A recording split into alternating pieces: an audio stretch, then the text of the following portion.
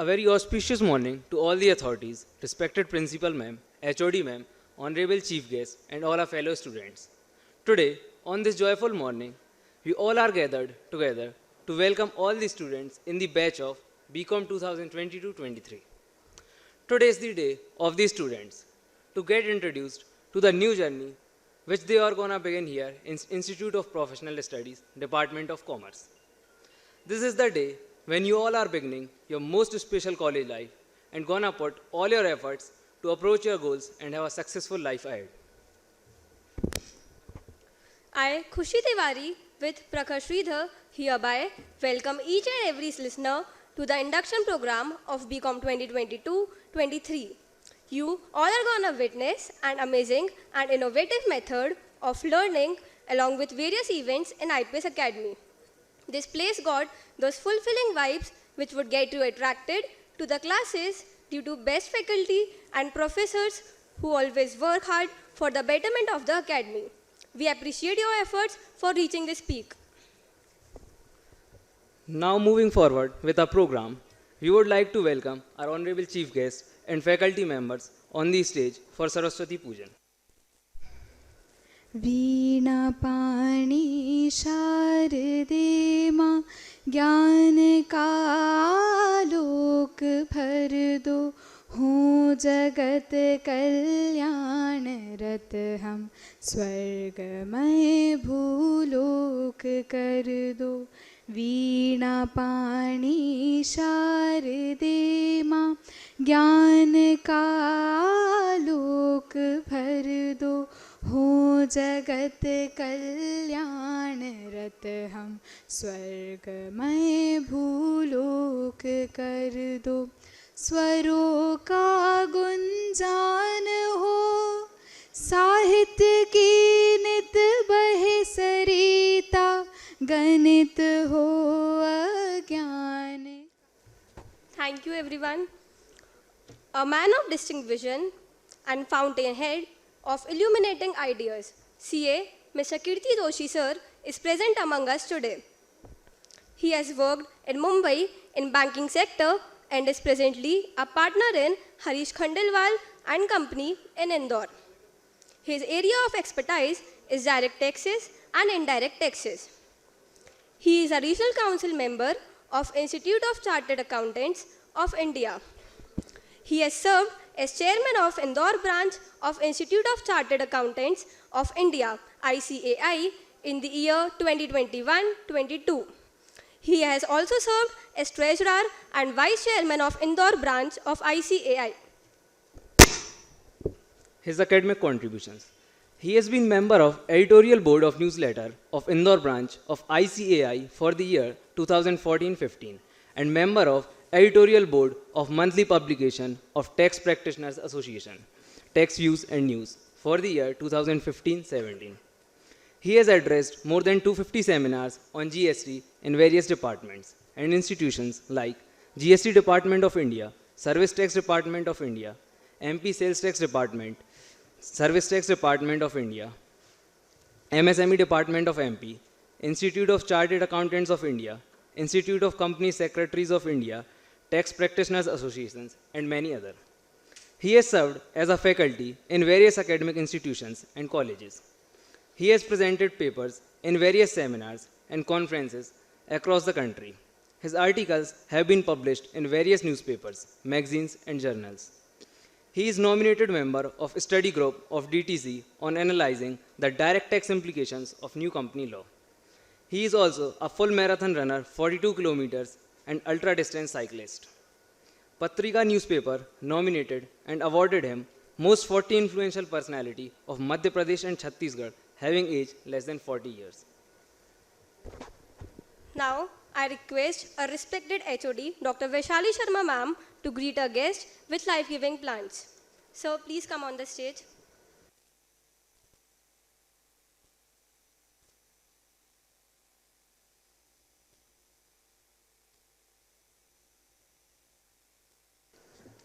Good morning, all.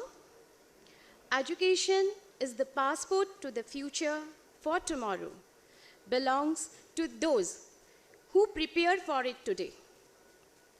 Good morning to one and all present here. I, Dr. Vishali Sharma, Head of Commerce Department, IPS Academy. On the behalf of IPS Academy, I heartily welcome the young, energetic sophomore in UDAN 2022. We are glad you chose the prestigious institute, IPS Academy. I heartily welcome you for your bright future. With the motto of knowledge, skill, value, we promise to lead you towards your shining career with your rightful step. In your life or youth area, you will meet both good and bad individuals. But you should be one to choose the right path, and we promise to help you walk on the right path as our guidance will be always with you. Now, as you have become a new child to this family, it is my moral duty to apprise you about college and department. Identify, ignite, innovate. With this triple I principle, we aim to nurture you. We want you to become one of a kind, just like our previous batches who helped us to achieve the aim gratefully. Also known as the Knowledge Village, this impressive institute was established in 1994 and still gloriful years are adding. Developed under the guidance of the significant architecture at President Achal Chaudhary sir, who just got one dream on providing the best quality education to every single student. And gladly, his dream came true in the most positive aspect in which it could. IPS Academy is affiliated with different bodies and NEC accredited. With over 76 courses, 58 acres spread over campus area, and well-qualified teaching staff. And the best thing which this academy provides, along with the enthusiastic atmosphere, its unmatched placements with spread thinking and the training and skill development department for your bright future. Support of the huge alumni placed globally always signifies the greater bonding between the shining future and IPS Academy, and hoping to see you in next few years showing the best bonding with us also. The Academy provides amenities to the students in the campus, such as its study is situated between the lush green surrounding area, create pollution-free environment, 24 hours medical facility, mess, canteen within campus, transportation facilities, banking facilities, well-equipped and ventilated classrooms, and computer and commerce lab. Library having wide collection of books by renowned authors, journals, magazines, and periodical study materials are also available in digital format also. To promote the value-based education and to provide quality, integral, vocational, and the career-oriented education and create a climate for human and educational excellence, this could be the exact definition of IPS Academy. Learning today, leading tomorrow. To stand on these words by a President Sir, we offers ample of opportunities to study all aspects of commerce and business. We Department of Commerce stands with 100% results since 1994. Placements in MNCs, banks, insurance, capital market, and many more. With outstanding achievements in sports, state, national, international level. We also represent our department at international level for business plan, have won many prizes. Value-added activities like industry visits, trainings, educational tours, trainings, placements, and interviews. We have value-added courses like digital marketing, mutual fund, Tally Prime Diploma, French language certification courses, and more. We have number of MOUs with private and government bodies. The qualified, dedicated, experienced faculty members with us, we have other career developing supporting activities like NSS, CSR, sports, extracurriculum activities, seminars, workshops, etc. At last, here you will learn to become professionals who will provide with values like patience, punctuality, and soft skill multitasking working. Apart from the learning, you shall always build a ton of memories here. You will have friendship for life to whom you can always turn. Your seniors will be your mentors forever. Moreover, the teachers here will surely drive you to your goal. I wish you a golden time ahead. At last, all the very best. Rock your time here. Thank you.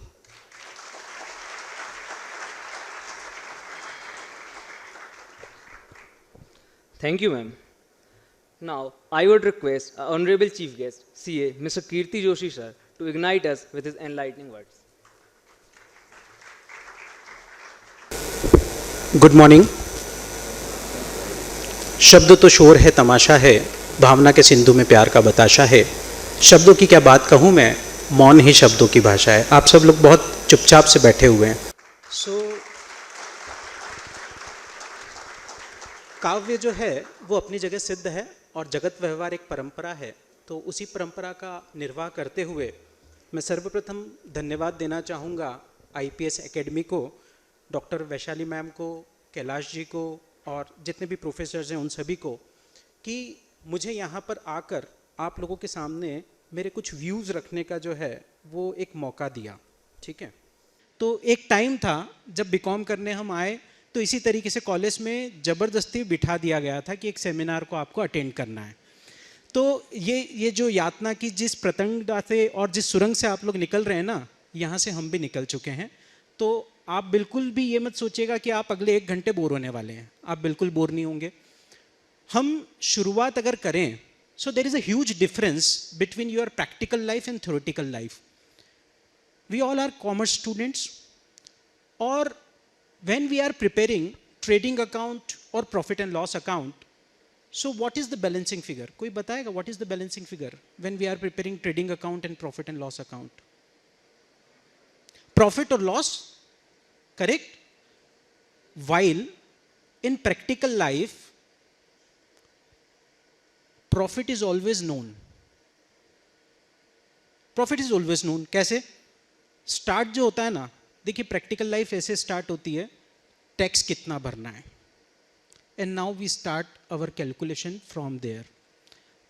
आप लोग पढ़ेंगे ना अगले 3 साल में, उसमें आप लोग ये पढ़ेंगे कि इनकम टैक्स कैसे कैलकुलेट करते हैं, प्रॉफिट कैसे कैलकुलेट करते हैं।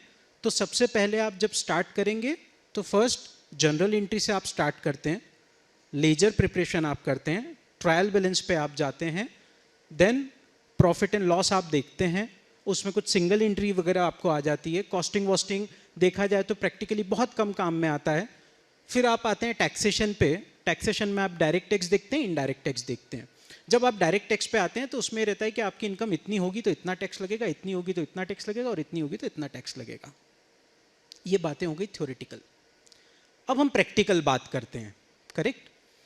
प्रैक्टिकल बात यह है कि जब हम रिटर्न फाइल करते हैं तो हिंदुस्तान की 70% फीमेल्स की इनकम होती है कुकरी क्लासेस, पेंटिंग क्लासेस, सिलाई क्लासेस, बुटीक, इन सभी से।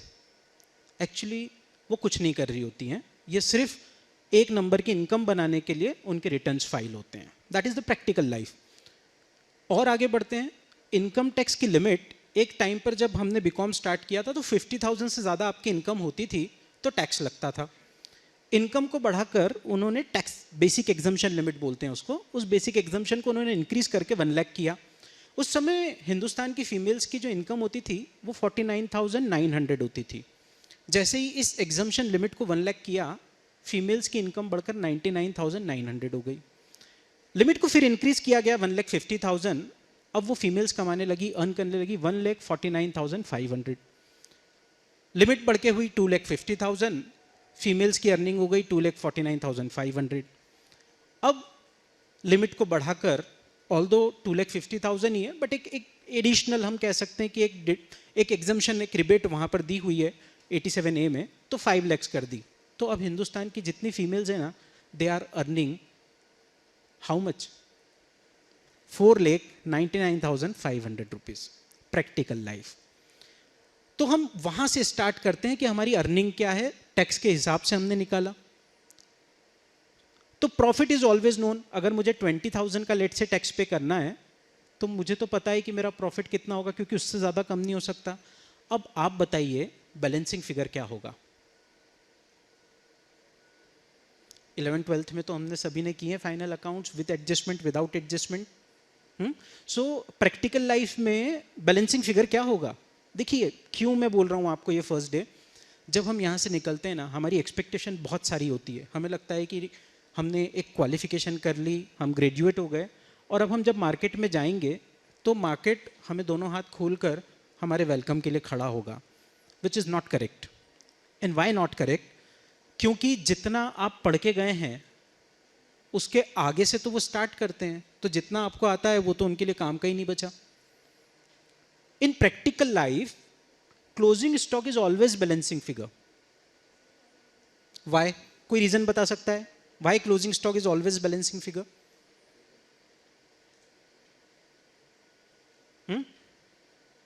कोई रीजन बता सकता है क्लोजिंग स्टॉक क्यों होगा बैलेंसिंग फिगर?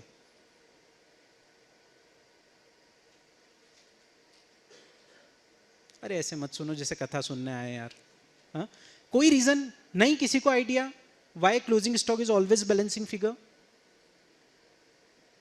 क्लोजिंग स्टॉक क्यों बैलेंसिंग फिगर है? आप लोग ट्रायल बैलेंस बनाते हैं, करेक्ट? उसमें कभी भी क्लोजिंग स्टॉक नहीं आता है। आपने जब फाइनल अकाउंट्स भी बनाए, विदाउट एडजस्टमेंट भी बनाए, तो वहां आपको नीचे ट्रायल बैलेंस के नीचे एक एडिशनल इंफॉर्मेशन होती थी कि valuation of closing stock is that much. Closing stock एकमात्र ऐसी आइटम है जिसको आप क्रेडिट साइड लेकर जाते हैं ट्रेडिंग अकाउंट के। अगर लेट से आपने क्लोजिंग स्टॉक 1 लाख रखा है तो आपका प्रॉफिट 1 लाख रुपीज से ऐड होगा, क्योंकि वो क्रेडिट साइड 1 लाख से गया। अगर क्लोजिंग स्टॉक 2 लाख गया तो कितना प्रॉफिट ऐड हो जाएगा यहाँ पर? 2 लाख से। तो जितने से आपका क्लोजिंग स्टॉक वेरी करेगा उतने से आपका नेट प्रॉफिट या ग्रॉस प्रॉफिट क्या होगा? वेरी करेगा। Net profit at the end जाकर कहाँ ऐड होता है? कैपिटल अकाउंट में। तो वो क्या हो गया? एक तरीके से हमने उसको कहाँ ट्रांसफर कर दिया? क्रेडिट कर दिया। लेकिन क्लोजिंग स्टॉक एक तरफ क्रेडिट है, दूसरी तरफ वही क्लोजिंग स्टॉक जब मैं बैलेंस शीट प्रिपेयर करता हूं तो कहाँ जाता है? असेट साइड में। तो क्लोजिंग स्टॉक एकमात्र आपका ऐसा आइटम होता है जो एक तरफ क्रेडिट जाता है और दूसरी तरफ डेबिट जाता है, करेक्ट? तो आप क्लोजिंग स्टॉक को जितना प्लस करेंगे, जितना माइनस करेंगे, आपका क्या होगा? प्रॉफिट वैसा एडजस्ट होगा। तो ये तो एक चीज हुई जो मैंने आपको बताया कि how practical life is different from theoretical life. अभी तक क्या हो रहा है हम लोगों के साथ? हमें एक बहुत अच्छी बुक दी जाती है, हाउ टू स्विम, और उस बुक में हम 100 आउट ऑफ 100 ले आते हैं कि हमको पानी में ऐसे उतरना है, ऐसे डाइव करना है। उसके बाद में राइट हैंड को जब करेंगे तो नीज जो है वो इतने बैंड होंगे, पंजे जो होंगे वो इस तरीके से चलेंगे। हमने पूरे 100 आउट ऑफ 100 लिया है थ्योरी लिख के। पानी में फेंक दें, स्विम कर लेगा बच्चा, करेक्ट? तो आप जितना भी अभी थ्योरेटिकली पढ़ रहे हैं वो थ्योरेटिकली आप पढ़ तो लें, जब तक उसका प्रैक्टिकल इम्प्लीकेशन नहीं करेंगे, आप इम्प्लीमेंटेशन में नहीं लाएंगे उस चीज को, it doesn't going to serve any purpose. मैं आपको ना 3 कहानी से शुरुआत करता हूं। पहली कहानी, एक ऐसा बच्चा जो थोड़ा बहुत क्रिकेट खेलता था और वो बीकॉम की प्रिपरेशन कर रहा था, और इन बिटवीन उसने कहीं पर ट्रायल दिया क्रिकेट के लिए, और ट्रायल दिया और उसका सिलेक्शन हुआ। वो डोंबिवली में रहता था, लेकिन जहाँ उसका सिलेक्शन हुआ वहाँ से वो लगभग 40 किलोमीटर्स दूर उसको ट्रेनिंग के लिए जाना होता था। घर की स्थिति बहुत अच्छी नहीं थी और घर वालों ने उससे एक बात कही कि बॉस, पढ़ाई लिखाई कर ले और बैंक पीओ की जॉब की तैयारी कर, एटलीस्ट तू बैंक पीओ बन जाएगा तो ब्रेड बटर की जुगाड़ हो जाएगी। कहानी को यहीं स्टॉप करते हैं, लेकिन स्टॉप करने के पहले उसके अंकल ने उसको ये सजेस्ट किया और उन्होंने कहा कि यार तू वैसे भी कोई बहुत अच्छा खेलता नहीं है, तो इसलिए इसको रहने दे, और इट्स बेटर कि you should concentrate on your future. Stop. दूसरी कहानी हमारे पास आती है एक ऐसा बच्चा जो 3rd स्टैंडर्ड में पढ़ता था, विजयवाड़ा अशोकनगर साउथ में, 3rd स्टैंडर्ड में। उनके मैथ्स के टीचर ने ये कहा कि ये बच्चा मैथ्स में बहुत पुअर है और ये बच्चा मैथ्स में कुछ अच्छा नहीं कर सकता। माँ को बहुत दुख हुआ उस दिन, और माँ वहाँ से मतलब बच्चे को कंटिन्यू किया। स्टोरी को यहीं पर अपन स्टॉप करते हैं। तीसरी स्टोरी अगर हम लें तो 3rd स्टोरी एक ऐसे व्यक्ति की जिसने अपना ग्रेजुएशन किया, बड़ौदा में एक छोटी सी मेडिसिन शॉप में काम स्टार्ट किया, नौकरी की। उसके बाद वो दिल्ली आया। दिल्ली में जब उसने देखा तो उसे लगा कि यार मैं भी कुछ एक्टिंग वैक्टिंग कर सकता हूँ। वहाँ उसने 2-4 प्ले देखे तो उसे लगा कि मैं भी एक्टिंग कर सकता हूँ। वो नेशनल स्कूल ऑफ ड्रामा में गया और उसने कहा कि मुझे भी एक्टिंग सीखना है। उन्होंने कहा कि बॉस आप सीख के क्या करोगे? वहाँ पर एक एक्सपर्ट बैठे थे, उन्होंने कहा आप सीख कर क्या करोगे? ना आपकी शक्ल वैसी है कि आपको कोई हीरो लेगा, ना आपकी फिजिक ऐसी कि आपको कोई विलन लेगा। आप अपना टाइम वेस्ट मत करो। मैं आपको ये तीनों स्टोरीज क्यों सुना रहा हूँ? आप लोग जिस एज में है ना, वहाँ पर आपको लोग जज करते हैं। हम उनसे सलाह नहीं मांगने जाते हैं, लेकिन फ्री में वो हमें सलाह देते हैं और हमेशा हमें डिप्रेशन में लेकर जाते हैं। वो डिसाइड करते हैं कि मैं किस चीज़ के लिए बना हूँ, और वही डिसाइड करते हैं कि मैं किस चीज़ के लिए नहीं बना हूँ। और वो कौन लोग होते हैं जो अपनी लाइफ में कुछ बहुत ग्रेट नहीं किए होते हैं, वो ये बताते हैं कि मैं क्या करने के काबिल हूँ और मैं क्या करने के काबिल नहीं हूँ। हम जिस पहले बच्चे की बात कर रहे हैं, वो बच्चा 10 साल बाद जाना गया रोहित शर्मा के नाम से, और मुझे नहीं लगता है कि रोहित शर्मा कौन है उसका इंट्रोडक्शन आपको देने की ज़रूरत है। स्टोरी का जो पहला बच्चा था वो। दूसरे बच्चे की जिसकी हम बात कर रहे हैं, उसे हम जानते हैं सुंदर पिचाई के नाम से। उसने आईआईटी में एडमिशन लिया। जिस बच्चे के लिए टीचर ने कह दिया था कि ये मैथ्स में बहुत अच्छा नहीं कर सकता, वो बच्चा आगे चल के गूगल को ये बताता है कि तुमको खुद का अपना ब्राउज़र बनाना पड़ेगा, और वो सीईओ बन के बैठता है गूगल का। हम तीसरे बच्चे की जिसकी बात कर रहे हैं, उसको हम जानते हैं नवाजुद्दीन सिद्दीकी के नाम से। 3 अलग अलग एरिया से आए हुए लोग, 3 अलग अलग एरिया से आए हुए लोग, और तीनों के लिए ये कह दिया गया, हर उस फील्ड के एक्सपर्ट ने कहा कि तुम अच्छा नहीं कर सकते, तुम ग्रेट नहीं कर सकते। तो अगर हम अपने करियर की शुरुआत कर रहे हैं, सबसे पहले एक ही गुरु मंत्र है, मेरे मन में जो मुझे करना है और मुझे जो समझ में आता है वो मुझे करना है। लेकिन उसको करने के लिए मेरे पास 3 तरह के गोल होना चाहिए। एक शॉर्ट टर्म गोल, एक मिड टर्म गोल, एक लॉन्ग टर्म गोल। ये तीनों चीज़ें क्या होती है? What is your short term goal, what is your mid term goal, and what is your long term goal. अगर हम इसको इस तरीके से लेकर चलें, मेरे शॉर्ट टर्म गोल्स वो होना चाहिए जिससे मैं मिड टर्म गोल को थोड़ा बहुत अचीव कर सकूं, और मेरे मिड टर्म गोल्स ऐसे होना चाहिए जिससे मैं लॉन्ग टर्म गोल को अचीव कर सकूं। सो मुझे एफर्ट्स देना है। अच्छा, आपका ये जो कल नाम मेरे पास आया, तो उड़ान करके इसका आज का जो है दैट इज़ उड़ान। उड़ान की अगर हम बात करें तो बाज की एक स्टोरी आप लोगों ने सुनी है कि नहीं? कभी एक बहुत इंस्पिरेशनल स्टोरी है। कितने लोगों ने बाज की एक इंस्पिरेशनल स्टोरी सुनी है? या कभी एक कहावत सुनी है कि बाज के बच्चे मुंडेर पर नहीं उड़ा करते? ऐसा मुहावरा कोई सुना है कभी कि बाज के बच्चे मुंडेर पर नहीं उड़ा करते?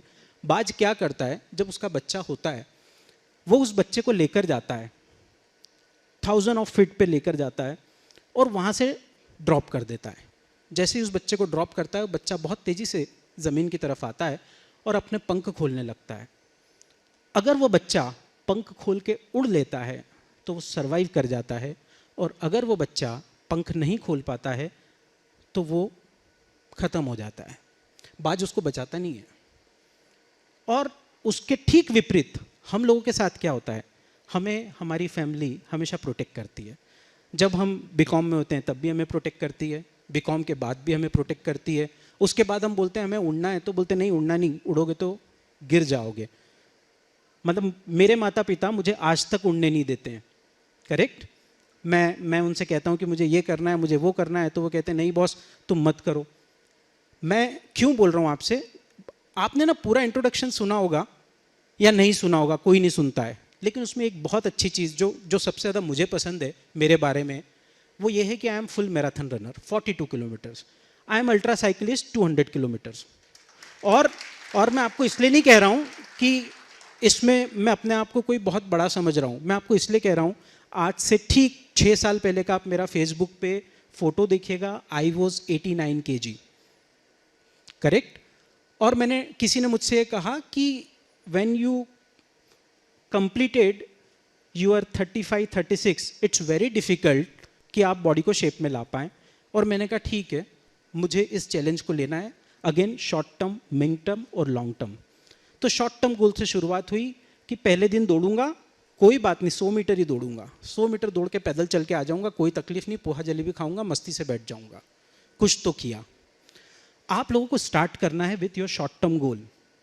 अगर किसी की इच्छा है कि नहीं मुझे आगे चल के MBA करना है, किसी की इच्छा है नहीं मुझे होटल मैनेजमेंट में कुछ करना है, किसी की इच्छा है मुझे लॉ में कुछ करना है, किसी की इच्छा है कि मुझे CA की फील्ड में करना है, किसी की इच्छा है कि मुझे किसी टॉप 10 कॉलेज से MBA करना है, आपके शॉर्ट टर्म गोल्स आज आप बना लीजिए और उन शॉर्ट टर्म गोल से आप शुरुआत कर लीजिए।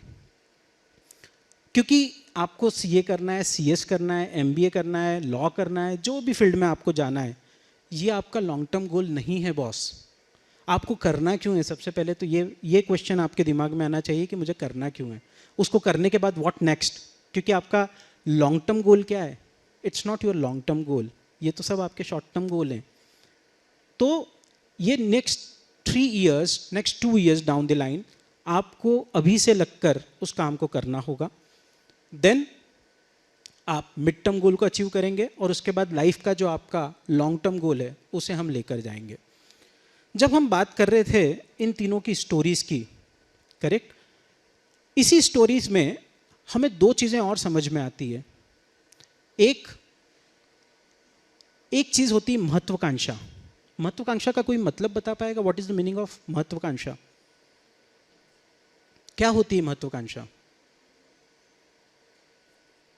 Yes, ambition. अरे वो तो इंग्लिश में बता दिया।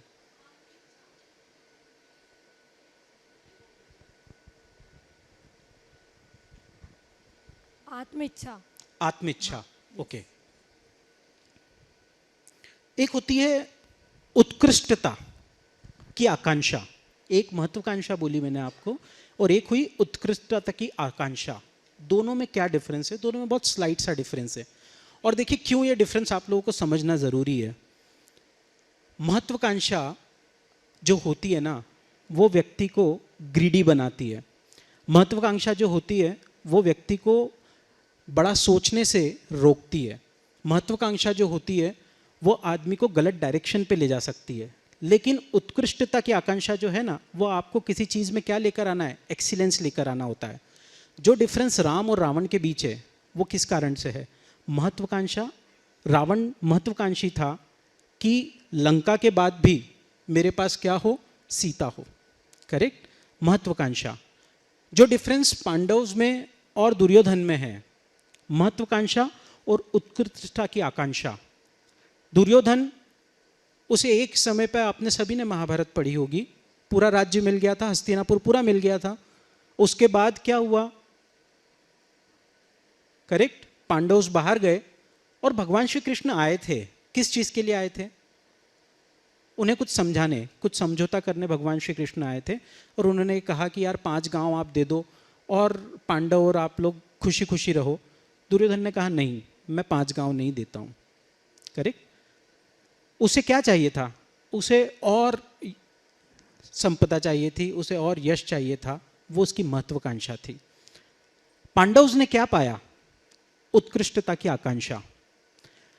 हम बहुत सारे पॉलिटिशियंस को देखते हैं, बहुत सारे पॉलिटिशियंस, लेकिन मैं आपको एक ऐसा पॉलिटिशियन बताऊंगा जिसके आगे आप 100 पॉलिटिशियंस को भी मिला लो तो वो सब मिलके उनकी हाइट को नहीं पा सकते। Doctor Abdul Kalam. Correct. Excellence की जब हम बात करते हैं, उत्कृष्टता की जब हम बात करते हैं, तो हमारे पास ऐसे n नंबर ऑफ एग्जाम्पल्स आते हैं। अभी हम 5 अलग अलग स्टोरीज से लाइफ के 5 अलग अलग गोल अभी से डिसाइड करेंगे। करेक्ट। अच्छा, महाभारत सुनना कितने लोगों को पसंद है? मैं आपको ना बहुत अच्छी चीज़ें, मैनेजमेंट की कुछ चीज़ें महाभारत से निकाल के देता हूँ, ठीक है। एक स्टोरी महाभारत की अगर हम स्टार्ट करें, सभी लोगों ने अभिमन्यु की स्टोरी सुनी है। अभिमन्यु था और जब वो कोख में थे तब क्या हुआ, एक कहानी अर्जुन सुना रहे थे कि चक्रव्यूह में कैसे जाया जाता है, और अभिमन्यु ने वो कहानी सुनी, ऐसा हम सभी को पता है। और वो कहानी सुन के अभिमन्यु उस चक्रव्यूह के अंदर गए और उसको तोड़ नहीं पाए, करेक्ट। इतनी कहानी हम सभी को पता है, लेकिन इस कहानी से हमारे पास सीख क्या है, लर्निंग क्या है, मैनेजमेंट का क्या लेसन हमारे पास आता है। किसी ने कहा था कि बचकर रहना इस दुनिया की परछाई से। लोग यहाँ पहाड़ बना देते हैं राई से, कुछ बनना है तो बहता हुआ जल बन जाए, ठहरा हुआ जल ढक जाता है खुद अपनी ही काई से। So if we will not updated then definitely one day we will be outdated. और ये अभिमन्यु के साथ हुआ। उन्होंने आधी शिक्षा ली लेकिन उसको क्या नहीं किया, रिवाइज नहीं किया। और क्योंकि उन्होंने उसको रिवाइज नहीं किया तो वो अंदर तो चले गए चक्रव्यूह में, बट क्योंकि उनका रिवीजन प्रॉपर नहीं था तो वो बाहर नहीं आ पाए।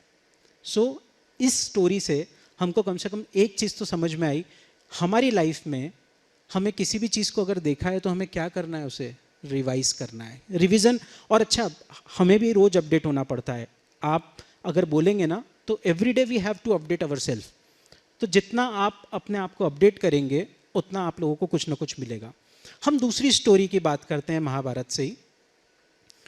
कितने साल का वनवास मिला था पांडवों को? वो जब हारे थे तो कितने टाइम का वनवास मिला था?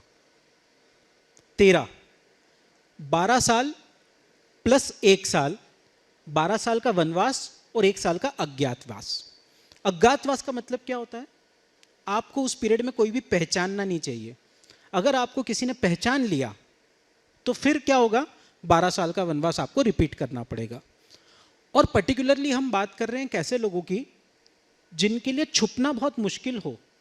एक व्यक्ति जो विश्व का सर्वश्रेष्ठ धनुर्धर हो, एक जो सबसे बलशाली व्यक्ति हो, एक जो ऐसा सत्यता की मूरत हो कि उससे कोई पूछे तो वो झूठ ना बोले, उससे पूछ ले कि तुम युधिष्ठिर हो तो वो बोल दे हाँ मैं युधिष्ठिर हूं। 2 नकुल और सहदेव ऐसे जिनको विश्व के उस समय के सबसे खूबसूरत लोगों में माना जाता था, और द्रौपदी जो दिव्य सुंदरी थी। ये 6 लोगों को अज्ञातवास 1 साल निकालना था। अभी देखिए, ये 12 साल और एक 13 साल में इन्होंने क्या किया, और वो लर्निंग हमारे लिए आज से काम आएगी।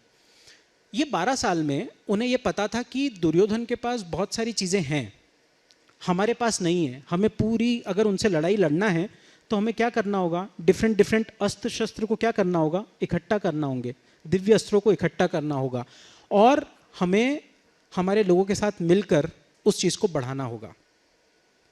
उन्होंने क्या किया, अगर आप यहाँ से देखना स्टार्ट करेंगे, भीम ने हिडंबा नाम की एक राक्षसी से शादी करी। घटोत्कच, आपने महाभारत देखी हो तो उनका बेटा था। अर्जुन ने उर्मिला से, करेक्ट। धीरे धीरे इन्होंने क्या किया, इन्होंने अपनी मैत्री बढ़ाई, अपने संबंध बढ़ाए। आप लाइफ में भी जहाँ पर हैं, आप लोगों को अपने फ्रेंड्स बढ़ाना है। जितने फ्रेंड्स आप अभी बनाएंगे वो फ्रेंड्स आपको लाइफ टाइम काम आएंगे। सो नेक्स्ट 3 years एटलीस्ट आप जितनी फ्रेंडशिप बनाएंगे वो फ्रेंडशिप आपके काम आएगी, क्योंकि जब आप जीवन के युद्ध में उतरेंगे उस समय आपके लिए सच्चे साथी और सच्चे मददगार जो होंगे ना, वो आपके आज के फ्रेंड्स होंगे। सो सेकंड लर्निंग अगर हम यहाँ से लें तो हमारे पास ये है कि we should have a very good teams of friends. हम तीसरी कहानी पे अगर आएँ तो हमारे पास एक और महाभारत का वृत्तांत आता है, जिसमें भगवान श्री कृष्ण सोए हुए थे और उनके पास सेम टाइम में दुर्योधन और अर्जुन पहुंचते हैं, और भगवान उठते हैं और वो देखते हैं तो उनको पहले दुर्योधन दिखते हैं, क्योंकि दुर्योधन उनके पैर के यहाँ खड़े थे, और अर्जुन उनको बाद में दिखते हैं क्योंकि अर्जुन उनके सिर के वहाँ खड़े थे। अब इस स्टोरी से ना हमें 2 चीज़ें समझ में आएगी। अर्जुन पहले गए थे और वो आगे खड़े थे, दुर्योधन बाद में गए थे, वो पीछे खड़े थे। इसका मतलब ये हुआ कि जब हमें किसी व्यक्ति से कुछ लेना हो और वो हमारा कितना ही साथी क्यों ना हो, हमें पोलाइट होना पड़ेगा, हमें पाँव की तरफ रहना पड़ेगा अगर हमें सीखना है तो। अर्जुन ने क्या वहाँ पर गलती करी, वो सिर की तरफ खड़े थे। अगर आपको कुछ लेना है पाँव की तरफ, जैसे ही भगवान अपने शयन से उठे, उनको पहले दुर्योधन दिखे और उन्होंने कहा क्या मांगते हो। अब दुर्योधन ने क्या मांगा, उन्होंने कहा कि भाई आपकी नारायण, आपकी अक्षुणी सेना जो है वो मुझे दे दीजिए। उन्होंने अक्षुणी सेना मांग ली। अर्जुन से कहा कि अर्जुन, उसने कहा मुझे आप चाहिए, और वो भी किस रूप में, सारथी के रूप में। करेक्ट। सारथी कौन, जो न तो किसी भी तरीके से युद्ध में अस्त्र को उठा सकता है न शस्त्र को चला सकता है। और अक्षुणी सेना क्या, लगभग 2 लाख से ज़्यादा लोगों की सेना, जिसमें 27,000 से ज़्यादा हाथी, 27,000 से ज़्यादा रथ, 1 लाख से ज़्यादा सैनिक। ये पूरी सेना एक तरफ चली गई और एक तरफ आपको क्या मिला, अर्जुन को भगवान श्री कृष्ण। आपकी लाइफ में हमें ये बात भी समझ में आना चाहिए, एक अच्छे व्यक्ति का साथ हमारे जीवन में बहुत ज़रूरी होता है, बजाय कि मेरे पास बहुत सारे दूसरे लोग हों। क्योंकि हो सकता है कि वो लोग जब आपका समय विपरीत आएगा आपका साथ छोड़ देंगे, परंतु अगर आपका सलाहकार, एक सलाहकार, सही सलाहकार, अच्छा मित्र आपके पास है तो आप आगे चलते हैं। और इसी का फ़ायदा देखिए, मैं आपको बताता हूँ। हमारा चौथा व्रत जो हम देखेंगे, जब कर्ण और अर्जुन का युद्ध हो रहा था, कर्ण जब रथ पर सवार थे और वो तीर चलाते थे तो अर्जुन का रथ 2 कदम पीछे जाता था, और जब अर्जुन तीर चलाते थे तो कर्ण का रथ 1 कदम पीछे जाता था। सॉरी, उल्टा बोल दिया। जब कर्ण तीर चलाते थे अर्जुन का रथ 1 कदम पीछे जाता था, और जब अर्जुन तीर चलाते थे कर्ण का रथ 2 कदम पीछे जाता था। और एवरी टाइम भगवान श्री कृष्ण वहां बोलते थे कि वाह कर्ण वाह, वाह कर्ण वाह। अर्जुन से रहा नहीं गया। अर्जुन ने कहा कि प्रभु आप मेरी तरफ से हैं या उसकी तरफ से हैं, मुझे ये समझ नहीं आ रहा है। मैं चलाता हूँ, उसका 2 कदम पीछे जाता है, वो चलाता है, मेरा 1 कदम पीछे जाता है, और आप उसकी प्रशंसा कर रहे हैं। भगवान कुछ ना बोले, भगवान चुप रहे। युद्ध चलता रहा। आपको ये मालूम है कर्ण का सारथी कौन था? किसी को पता है कौन थे कर्ण के सारथी? कोई बता सकता है कौन थे? नकुल और सहदेव के मामा। देखिए यहां पर भी वो आतिथ्य के कारण गए, लेकिन इसमें भी एक कूटनीति थी। कूटनीति क्या थी? वो हमेशा डिमोरलाइज कर रहे थे कर्ण को पूरे युद्ध के दौरान, वो आगे नहीं बढ़ने दे रहे थे। मैंने आपसे कहा ना, वो रिश्तेदार आपके जो बोलते हैं कि आप कुछ नहीं कर सकते, आप कुछ नहीं कर सकते, आप कुछ नहीं कर सकते, वो मामा हमेशा कर्ण को पूरे युद्ध के दौरान ये बताता गया कि अर्जुन कितना शक्तिशाली है, अर्जुन के पास क्या अस्त्र हैं, क्या शस्त्र हैं। अगर आपके साथ बैठा हुआ कोई भी व्यक्ति ऐसा है जो आपको बार बार ये फील कराता है, लो फील कराता है, प्लीज उस व्यक्ति से दूर रहिए। वो आपको आगे नहीं बढ़ने देगा, वो ये चाहता है कि आप पीछे रहें। तो जो मामा थे, वो मामा तो थे पांडवों के, और युद्ध के लिए वो थे सामने की तरफ से, लेकिन उन्होंने क्या किया, उन्होंने कर्ण को एवरी टाइम लो फील करवाया। और अब देखिए, जैसे ही कर्ण का पहिया धसा और कर्ण उस पहिए को निकालने गया, भगवान श्री कृष्ण ने अर्जुन से कहा कि पार्थ गांडी उठाओ और तीर चलाओ। अर्जुन ने कहा कि ये तो गलत है, क्षत्रिय धर्म के विरुद्ध है, मैं तीर ना चलाऊंगा। उन्होंने कहा कि मैं जितना कह रहा हूं अर्जुन उतना सुनो, गांडी उठाओ तीर चलाओ। अर्जुन गांडी उठाने गए और कर्ण ने कहा कि तुम अपने आप को अर्जुन इस विश्व में कैसे जानना चाहोगे आगे? क्या इतिहास में तुम अपने आप को उस पांडुपुत्र के रूप में कहलाना चाहोगे जो योद्धा था, या एक कायर अर्जुन जिसने क्षत्रिय धर्म का पालन नहीं किया और एक निहत्थे व्यक्ति के ऊपर शस्त्र चलाया? तुम अपने आप को किस तरीके से कहलाना चाहोगे? अर्जुन सकपका गया, अर्जुन डिसाइड नहीं कर पा रहा था। देखिए हमारी भी स्थिति यही होती है लाइफ में, जब हमारे पास 2 रास्ते होते हैं और हम डिसाइड नहीं कर पाते हैं। बहुत सी बार ऐसा होता है। अर्जुन डिसाइड नहीं कर पा रहा था उसे क्या करना है क्या नहीं करना है। उस समय भगवान श्री कृष्ण ने अर्जुन को जवाब नहीं दिया। उन्होंने कर्ण से एक प्रश्न पूछा, और उन्होंने कर्ण से क्या प्रश्न पूछा कि कर्ण, उस समय तुम्हारा क्षत्रिय धर्म कहाँ गया जब द्रौपदी को भरे सभागार में लाया गया केश पकड़कर? उस समय तुम्हारा क्षत्रिय धर्म कहाँ गया जब लाक्षागृह का षड्यंत्र रचा गया और सोते हुए निहत्थे लोगों को मारने की साजिश की गई। और उस समय तुम्हारा क्षत्रिय धर्म कहाँ गया था जब अभिमन्यु अकेला निहत्था था और तुम सारे योद्धा उसमें थे? जवाब दो कर्ण। और अर्जुन को रियलाइज हुआ कि बॉस ये किस क्षत्रिय धर्म की बात कर रहे हैं? ये वो व्यक्ति क्षत्रिय धर्म की बात कर रहा है जिसने कभी क्षत्रिय धर्म को फॉलो नहीं किया। और अर्जुन ने अपना गांडी उठाया और क्या किया? तीर चला दिया। That is the whole story. अब इस स्टोरी से हमें क्या सीखने को मिलता है, हम उसकी बात करें। सबसे पहला, लो फील कराने वाले लोगों से दूर रहना है, हमने एक चीज समझ ली। दूसरा, हमारे पास बहुत सी बार ऐसा होता है कि किसी चीज का उत्तर नहीं होता है और कोई व्यक्ति हमसे मांगता है तो जरूरी नहीं है कि हमको उस उत्तर प्रत्युत्तर के अंदर फंसना है। हमको क्या करना है? किसी तीसरे व्यक्ति के माइंड से खेलते हुए हमें उस चीज से बाहर हो जाना है। That is the lesson of the management. अभी बार बार फिर जब ये सब हुआ तब भगवान श्री कृष्ण ने उनसे कहा कि अर्जुन 2 मिनट अपने रथ से नीचे उतरोगे? अर्जुन जैसे ही रथ से नीचे उतरा, रथ खत्म हो गया। उन्होंने कहा कि अर्जुन, जिस रथ पे, रथ की ध्वजा जो है वो हनुमान जी ने पकड़ी हुई थी और मैं स्वयं विराजमान था, उसके बाद अगर ये रथ एक कदम पीछे जा रहा था तो अगर मैं ना होता और बजरंगबली तेरी ध्वजा को न पकड़ रहे होते, तेरे रथ के कब के परखच्चे उड़ गए होते।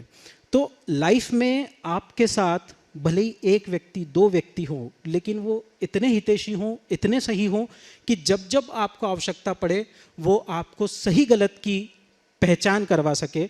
आपको इस तरीके के फ्रेंड्स, इस तरीके के सहयोगी इन 3 सालों में एटलीस्ट अपने साथ लेकर जाना है। So that is the learning from this story. तो मेरे ख्याल से हमें बहुत सारी स्टोरीज हम बात कर सकते हैं और हमें इन सब स्टोरीज को सुनने के लिए, समझने के लिए कोई ज़रूरत नहीं है कि हमारे पास कोई बहुत फैंसी सी चीज़ें होना चाहिए, परंतु बहुत सारे मैनेजमेंट के लेसन्स हैं जो हमारे पास आ सकते हैं। मैं चाहता हूँ आप लोगों की कोई क्वेश्चंस हों तो आप लोग क्वेश्चंस कीजिए, मैं जवाब दूंगा तो मुझे ज़्यादा अच्छा लगेगा, नहीं तो अदरवाइज आप बोलें। मैं ऐसी बहुत सारी चीज़ों पे बोल सकता हूँ, बट मेरी इच्छा है कि आप 10 मिनट 15 मिनट अगर कोई क्वेश्चन आंसर्स हों, आपके लाइफ को लेकर हों, व्हाट नेक्स्ट उसको लेकर हों, कुछ भी हो, एनीथिंग, तो आप पूछ सकते हैं।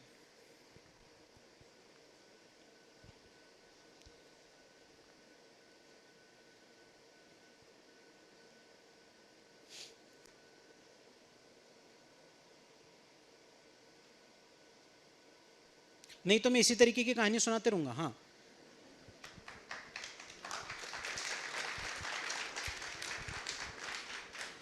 hello, sir. My name is Kshitij, and my question to you is that is it necessary to meet the expectations raised by the family or the environment around you? Like my parents have like built a legacy for them, like for me and my coming generations, but now they expect from me to match their legacy and their expectations too. And I feel that I want to create my own identity, not raised by like my family, but I want to create something of my own. So sometimes I feel it like it's very pressurizing for me to match their expectation. May it be my board results, may it be the business I do. Like there are a lot of things. They have a lot of expectations from me, and sometimes I feel like sometimes I can do match it, but sometimes I feel like I cannot match it because their expectations are very high. So how do I deal with them? How do I convince them to not raise their expectations so well that I cannot meet them? ठीक है, बैठो दोस्त। 2 चीज़ें हैं। First, मैंने आपसे कहा था कि बाज के बच्चे की स्टोरी, हमारे साथ सबसे बड़ी प्रॉब्लम यही है कि बड़े बरगद के नीचे कभी भी बड़ा पेड़ नहीं बनता है।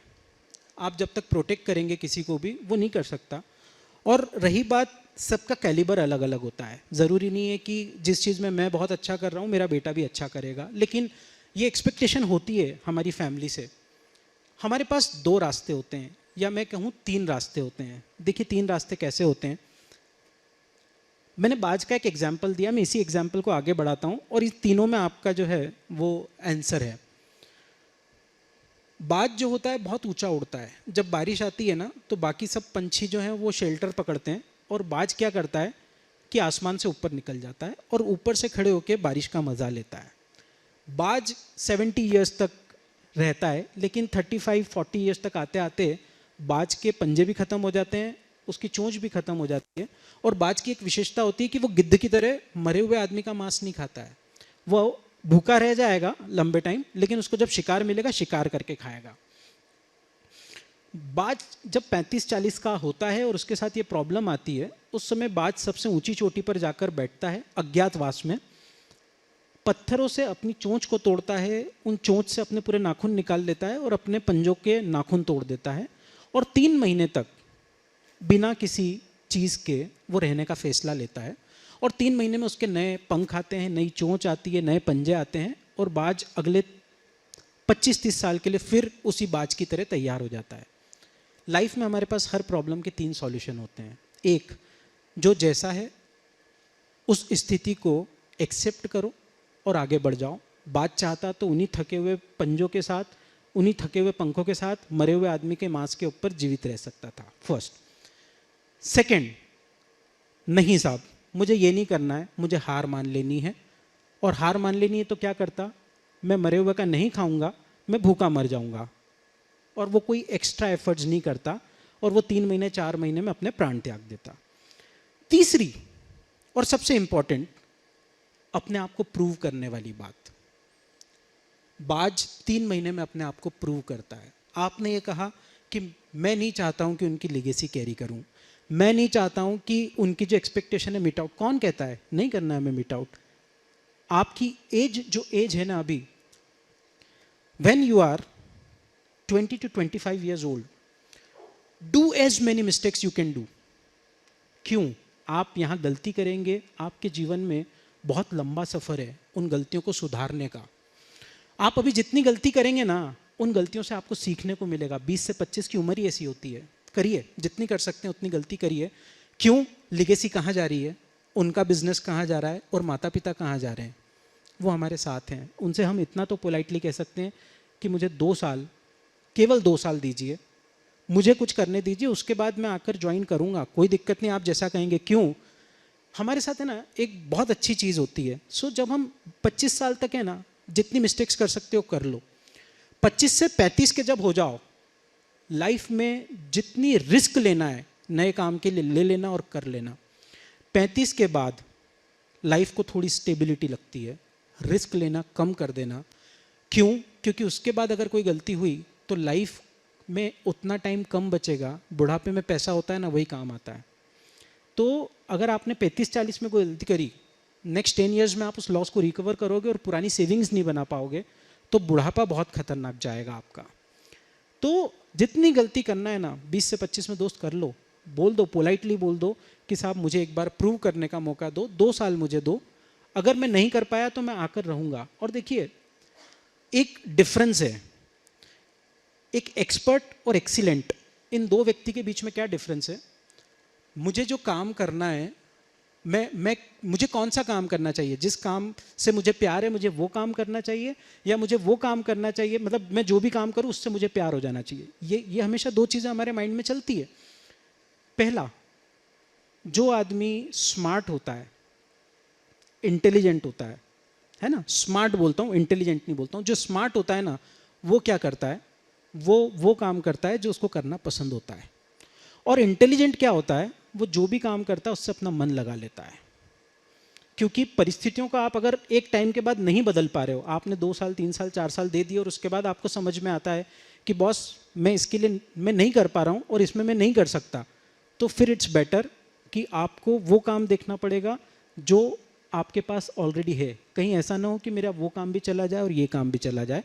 तो इट्स बेटर कि नेक्स्ट 2 ईयर्स और 3 ईयर्स डाउन द लाइन आप उनसे टाइम लें, उस 3 साल में 2 साल में अपने आप को प्रूव करें। और माता पिता होते हैं, आपकी किसी भी ज़िद को अगर वैलिड ज़िद है ना तो मान के चलेंगे। इनवैलिड अगर कुछ आप बात करेंगे तो कोई भी माँ बाप होंगे वो उसको कभी भी एक्सेप्ट नहीं करेंगे। अदरवाइज़ तो सारी चीज़ें करते हैं। मतलब मैंने उनसे कहा कि मुझे मुंबई जाना है, मुझे जॉब ज्वाइन करनी है, उन्होंने कभी मना नहीं किया। उन्होंने कहा ठीक है तू जा, हमको मालूम है तू जॉब के लिए नहीं बना है।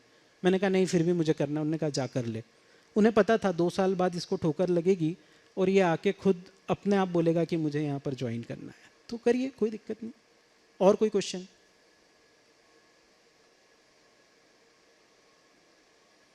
क्वेश्चंस ही नहीं है यार लाइफ में। देखो आप जैसी लाइफ होना चाहिए।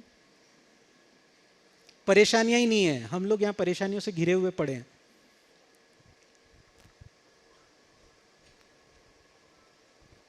Good morning, sir. Good morning, sir. My name is Ayush Sharma. Sir, as a student now, the 3 years of BCom, we want to explore ourselves. Like we also want to do studies and focus on studies, but as well as we also want to make friends, make memories, and learn the other aspects of life. So, sir, how to maintain all the two things, like study as well as doing things like this. बस हर चीज़ का time होता है. हाँ, मैं आपने ना इतना सारा सुना होगा, मैं मेरा एग्जांपल देता हूँ आपको. इतना सारा सुना, रीजनल काउंसिल मेंबर. क्या होता है रीजनल काउंसिल मेंबर? मैं आपको बताता हूँ. I am representing 64,000 chartered accountants. I am representing on behalf of 7 states, Madhya Pradesh, Chhattisgarh, Rajasthan, UP, Bihar, Jharkhand, Uttaranchal and Uttarakhand. आपको क्या लगता है आना जाना सब जगह होता होगा? हमारे परिवार छोटा सा होता है ना, तो हमको शादी ब्याह और इस सब में आदमी पूरा हो जाता है. ठीक है, आपके पास एक सर्कल वो हो गया. एक आपको घर चलाना है तो प्रैक्टिस भी चाहिए. एक मेरा, मैंने आपसे कहा, ये रनिंग वनिंग वाला शौक है, और ये शौक इतना बुरा शौक है ना, ये लत, ये रोज के 2 घंटे खा जाती है. फिर आपके पास फैमिली की रिस्पॉन्सिबिलिटी होती है, क्योंकि आपको आप हो तो आखिरी में फैमिली में. It's all about your mind management, it's not about your time management. आप अपने माइंड को कैसे मैनेज करते हैं ये ज़्यादा इंपॉर्टेंट है, बजाय कि आप अपने टाइम को कैसे मैनेज करते हैं.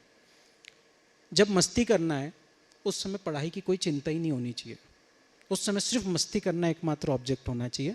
उस समय सिलेबस में क्या हो रहा है, क्या छूट गया, क्या रह गया, मुझे उसकी कोई फ़र्क नहीं होना चाहिए, कोई चिंता नहीं होना चाहिए. जब मैं पढ़ रहा हूँ तो उस समय मुझे क्या करना चाहिए, अपने आप को पढ़ाई में लगाना चाहिए. और यार बीकॉम और ये जितनी भी है ना, मतलब मेरा तो ऐसा मानना है कि ये तो हंसते खेलते हो जाते हैं. मतलब ये जो आप इंजॉय कर रहे हो ना, ये सब और क्या कर रहे हो? अगर इतना टेंशन में रहोगे तो बॉस लाइफ तो एंजॉय नहीं कर पाओगे. और लाइफ का हर रंग ज़रूरी है. मैं कहता हूँ मस्ती ज़्यादा ज़रूरी है पढ़ाई से, क्योंकि जब आप इतने सारे लोगों से इंटरेक्ट करते हो, आप मस्ती करते हो, उसमें आपको चीज़ें नई नई मिलती है, आपको सर्कल मिलता है. आपको एक बहुत बड़ा फैक्ट बताता हूँ. बहुत सारे लोग हमारे यहाँ पर डेली कॉलेज में अपने बच्चों को पढ़ाते हैं. डेली कॉलेज से आपने कभी कोई रैंक सुनी क्या? या आप जिस कॉलेज की फीस दे रहे होंगे ना, वो फीस दूसरे बहुत सारे कॉलेजेस से ज़्यादा होगी सेम सिलेबस, सेम कोर्स के लिए. क्यों पढ़ाते हैं बच्चों को डेली कॉलेज में? एक थॉट प्रोसेस होती है. थॉट प्रोसेस क्या है? वो बच्चा बचपन से 12th तक ऑलमोस्ट 12-13 साल ऐसे लोगों के साथ पढ़ता है, ऐसे लोगों के साथ मित्रता करता है जो शहर के बड़े 50, 100, 200 लोगों में आते हैं. उसको वो सर्कल मिलता है, वो सर्कल के लिए पे करते हैं, वो पढ़ाई के लिए पे नहीं करते हैं माँ बाप. अगर आपको लगता है कि माँ बाप उस पढ़ाई के लिए पे कर रहे हैं तो फिर तो किसी ऐसे स्कूल को लें जहाँ का एकेडमिक्स बहुत अच्छा होगा. लेकिन वो एकेडमिक्स को नहीं देखते हैं, वो एक ऐसे स्कूल को लेते हैं जहाँ पर उनको सर्कल अच्छा मिलता है. और जब वो बच्चों के साथ 12 साल की बाउंडिंग करके वो बच्चा बाहर जाता है, उस समय जब वो शहर में कोई भी काम करता है, शहर के 200 बड़े लोग उसको बहुत अच्छे से पहचानते हैं, वो उसके मित्र होते हैं और उसको काम करने में वो सहायता देते हैं. मुझे नहीं पता आज तक कि कॉस थीटा, सेक थीटा और वो क्या क्या हमने पढ़ा, उसका प्रैक्टिकल लाइफ में क्या यूज़ है. लेकिन मुझे ये पता है कि मेरे साथ जो मेरे फ्रेंड्स बचपन से थे, मैं आज उनके साथ मिलके काम कर रहा हूँ. तो मित्रता बहुत ज़रूरी है, बहुत ज़रूरी है, पढ़ाई से ज़्यादा ज़रूरी है. तो अगर 2 में से एक ऑप्शन मिले ना, दूसरा ऑप्शन ले लेना. पहले ऑप्शन के लिए तो बहुत सारी चीज़ें मिल जाएगी, और ढंग का मित्र साथ में रहेगा तो मस्ती भी करवाएगा और पढ़ भी लेगा. तो किसी ऐसे दोस्त को देखो जो कैसा हो, रेंचो हो. हमें चतुर नहीं चाहिए. करेक्ट? यस. और कोई क्वेश्चन?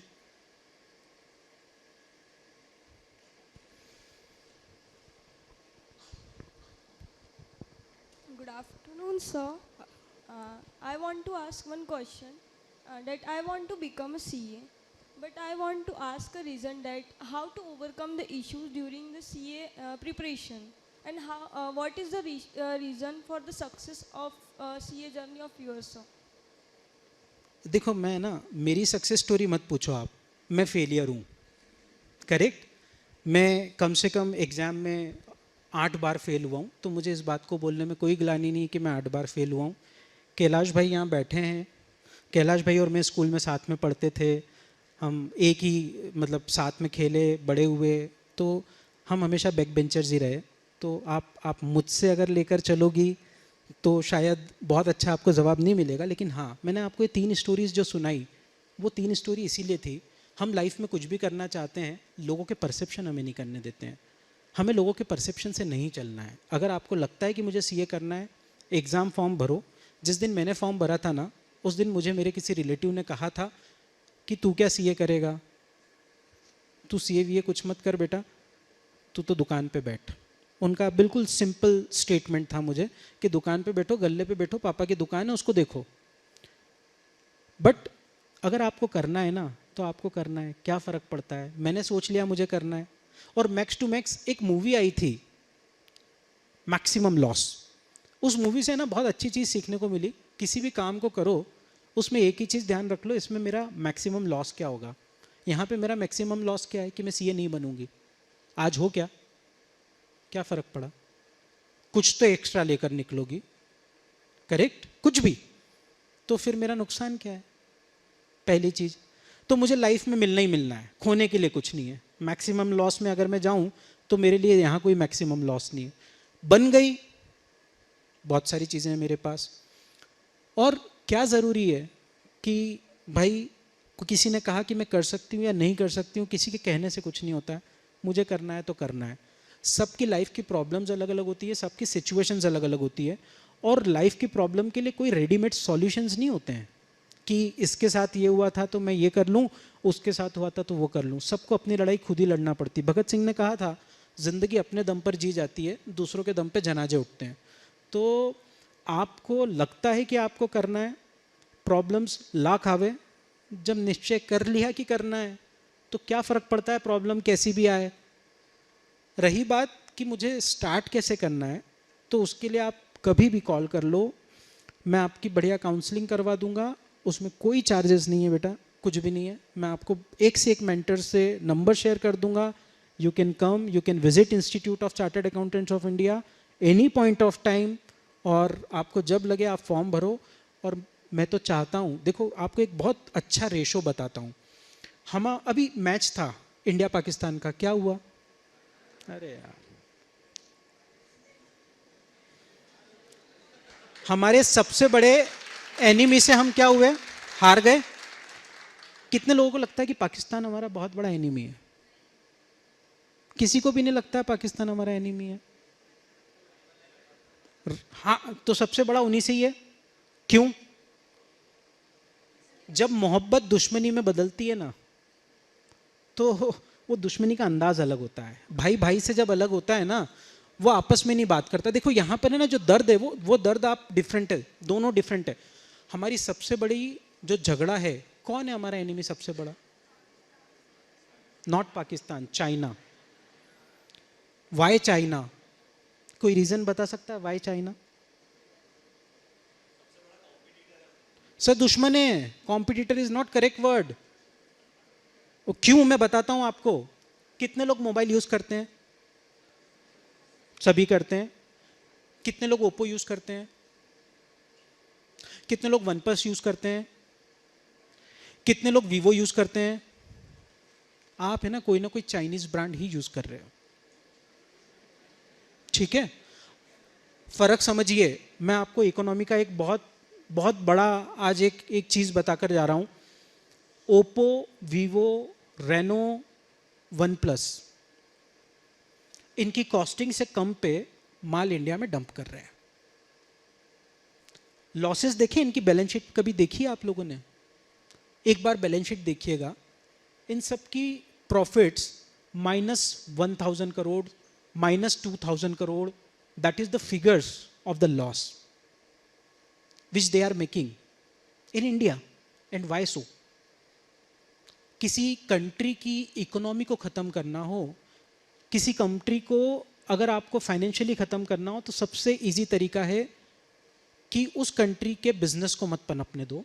अगर मैंने मेरे प्रोडक्ट को 1000 करोड़ से 2000 करोड़ से डिग्रेड करके और उस कंट्री में डंप कर दिया, 2000 करोड़ रुपया मेरे लिए बड़ी बात नहीं है, लेकिन मेरे लिए क्या हो गया, एक मार्केट पूरी तरीके से, एक बच्चा पैदा होने के पहले ख़त्म हो गया। एक सोतेली माँ थी, वो अपने सोतेले बच्चे को हमेशा अपनी गोद से लगा कर रखती थी, हमेशा, और उसके बच्चे को ऐसे ही छोड़ के रखती थी। तो उसको किसी ने कहा कि यार तू क्या करती है, तू किसकी माँ है, हमको समझ नहीं आता है, तू सोतेले बच्चे को हमेशा गोद में लेके रखती है और सगे बच्चे को तेरे ऐसे ही छोड़ के रखती है। उसने कहा कि ना, बच्चों के पाँव में जान आने की उम्र होती 3 साल तक, ये मेरी गोद में रहेगा तो ये रेंग के नहीं चलेगा, ये घुटनों के बल नहीं चलेगा, ये उठ के खड़ा नहीं होगा, और 3 साल बाद ये जीवन भर के लिए अपंग हो जाएगा, और मेरा बच्चा 3 साल बाद तैयार हो जाएगा। आपकी इकोनॉमी को अगर ख़त्म करना है, so you have a competitor और एनिमी, हिज एनिमी। आप कभी इंडिया और चाइना, 1947 वॉज द ईयर जब दोनों ने अपनी इकोनॉमी साथ में स्टार्ट की थी, इंडिया और पाकिस्तान, दोनों की इकोनॉमी का साइज सेम था। What is the current size of Indian economy, किसी को पता है? 5.47 trillion dollar. India is expecting कि नेक्स्ट 4 years में वो 5 ट्रिलियन अचीव करेगी। Right now Indian economy is 3.2 trillion dollar. Chinese economy 16.8 trillion dollar. हमसे कितनी बड़ी है? कंपटीशन किसके साथ होता है? जो आपके आसपास हो, आपसे 5 गुना बड़ा है, आपसे 5 गुना बड़ा है China. What is the basic difference in China and India? आप अगर है ना ये सब इस मैटर पे भी बोलो, मैं बहुत देर बोल सकता हूं। Half of the country, heaven of the country, half of the heaven of the country कौन है? Female populations. फीमेल पॉपुलेशंस का कंट्रीब्यूशन कितना है इंडिया में? कितनी फीमेल्स जो हैं, दे आर वर्किंग फीमेल्स। हाँ, कर लीजिए आप कोई भी प्रोफेशनल कोर्स। अभी हमारे उन पुराने सोच वाले लोगों की सोच से कैसे बाहर आओगे? 18% females are contributing towards the growth of the economy, just 18%. Rest 82% females किसी अच्छे कॉलेज से पढ़ती हैं और पढ़ने के बाद हमारी इकोनॉमी के लिए कोई कंट्रीब्यूशन नहीं करती हैं, क्योंकि हमारे घर पे ये कहा जाता है कि हमें काम करने के लिए ज़रूरत नहीं है, हमारे पास कोई कमी नहीं है। And in China 67% females are contributing towards the growth of their country.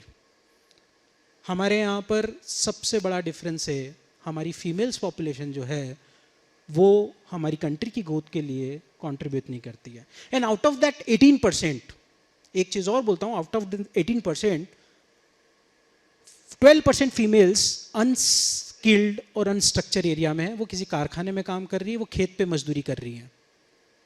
और इंडिया में हार्डली 6% फीमेल्स जो है वो मैनेजरियल लेवल पे हैं। तो 100 आदमी मिलेंगे, उसमें से 6 महिलाएं मिलेगी, 94 पुरुष मिलेंगे। That is the condition of economy. बहुत सारी चीज़ें हैं, आप लोगों को अभी बहुत लंबा सफ़र तय करना है। आप लोग हमेशा इकोनॉमी में पढ़ते हैं, अभी आप है ना एक पॉपुलेशन की प्रॉब्लम का चैप्टर पढ़ेंगे। क्या पॉपुलेशन प्रॉब्लम इंडिया के लिए नहीं है? इंडिया की क्या बर्थ रेट है? 2.3%। क्या मोर्टेलिटी रेट है? 2.1%। तो हम जितने प्रोड्यूस कर रहे हैं उतने रोज पहुंचा के आ जाते हैं शाम को, करेक्ट? तो जनसंख्या हमारे लिए समस्या नहीं है।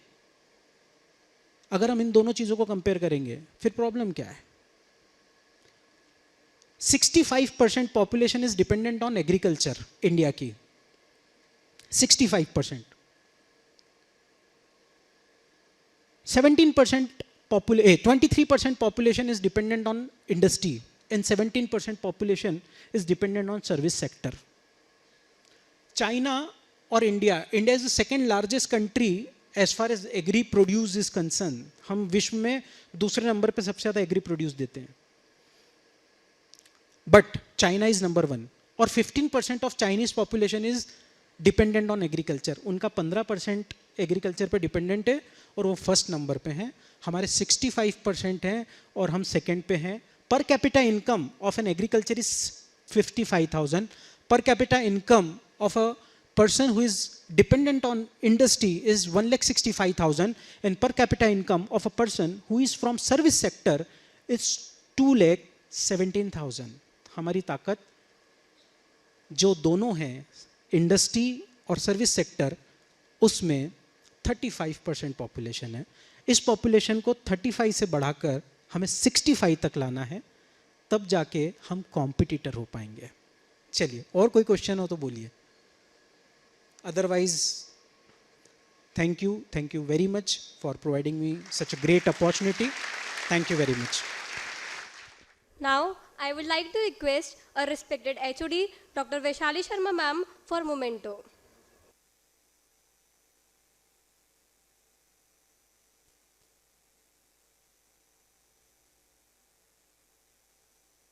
Now, I request Dr. Tapti Rai Yadav ma'am, development therapist and wellness counselor, to share her words of wisdom with us.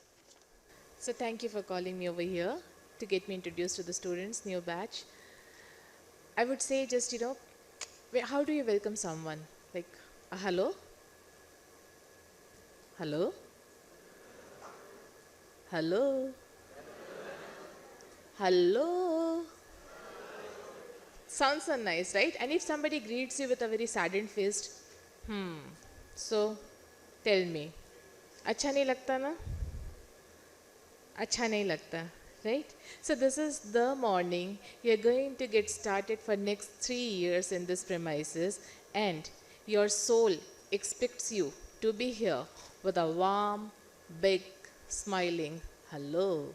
So whenever you come to the campus, we expect you to come inside with a broad smile on your face, तमाम मुश्किलों के साथ, क्योंकि मुश्किलें तो आएंगी.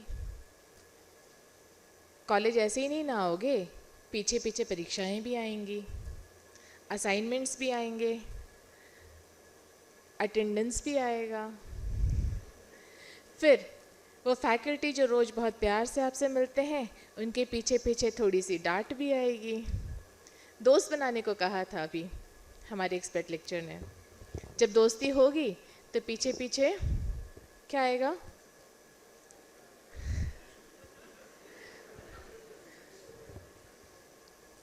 हर एक साथ का यही नतीजा क्यों है? मिलना ही है, फिर जुदाई क्यों है?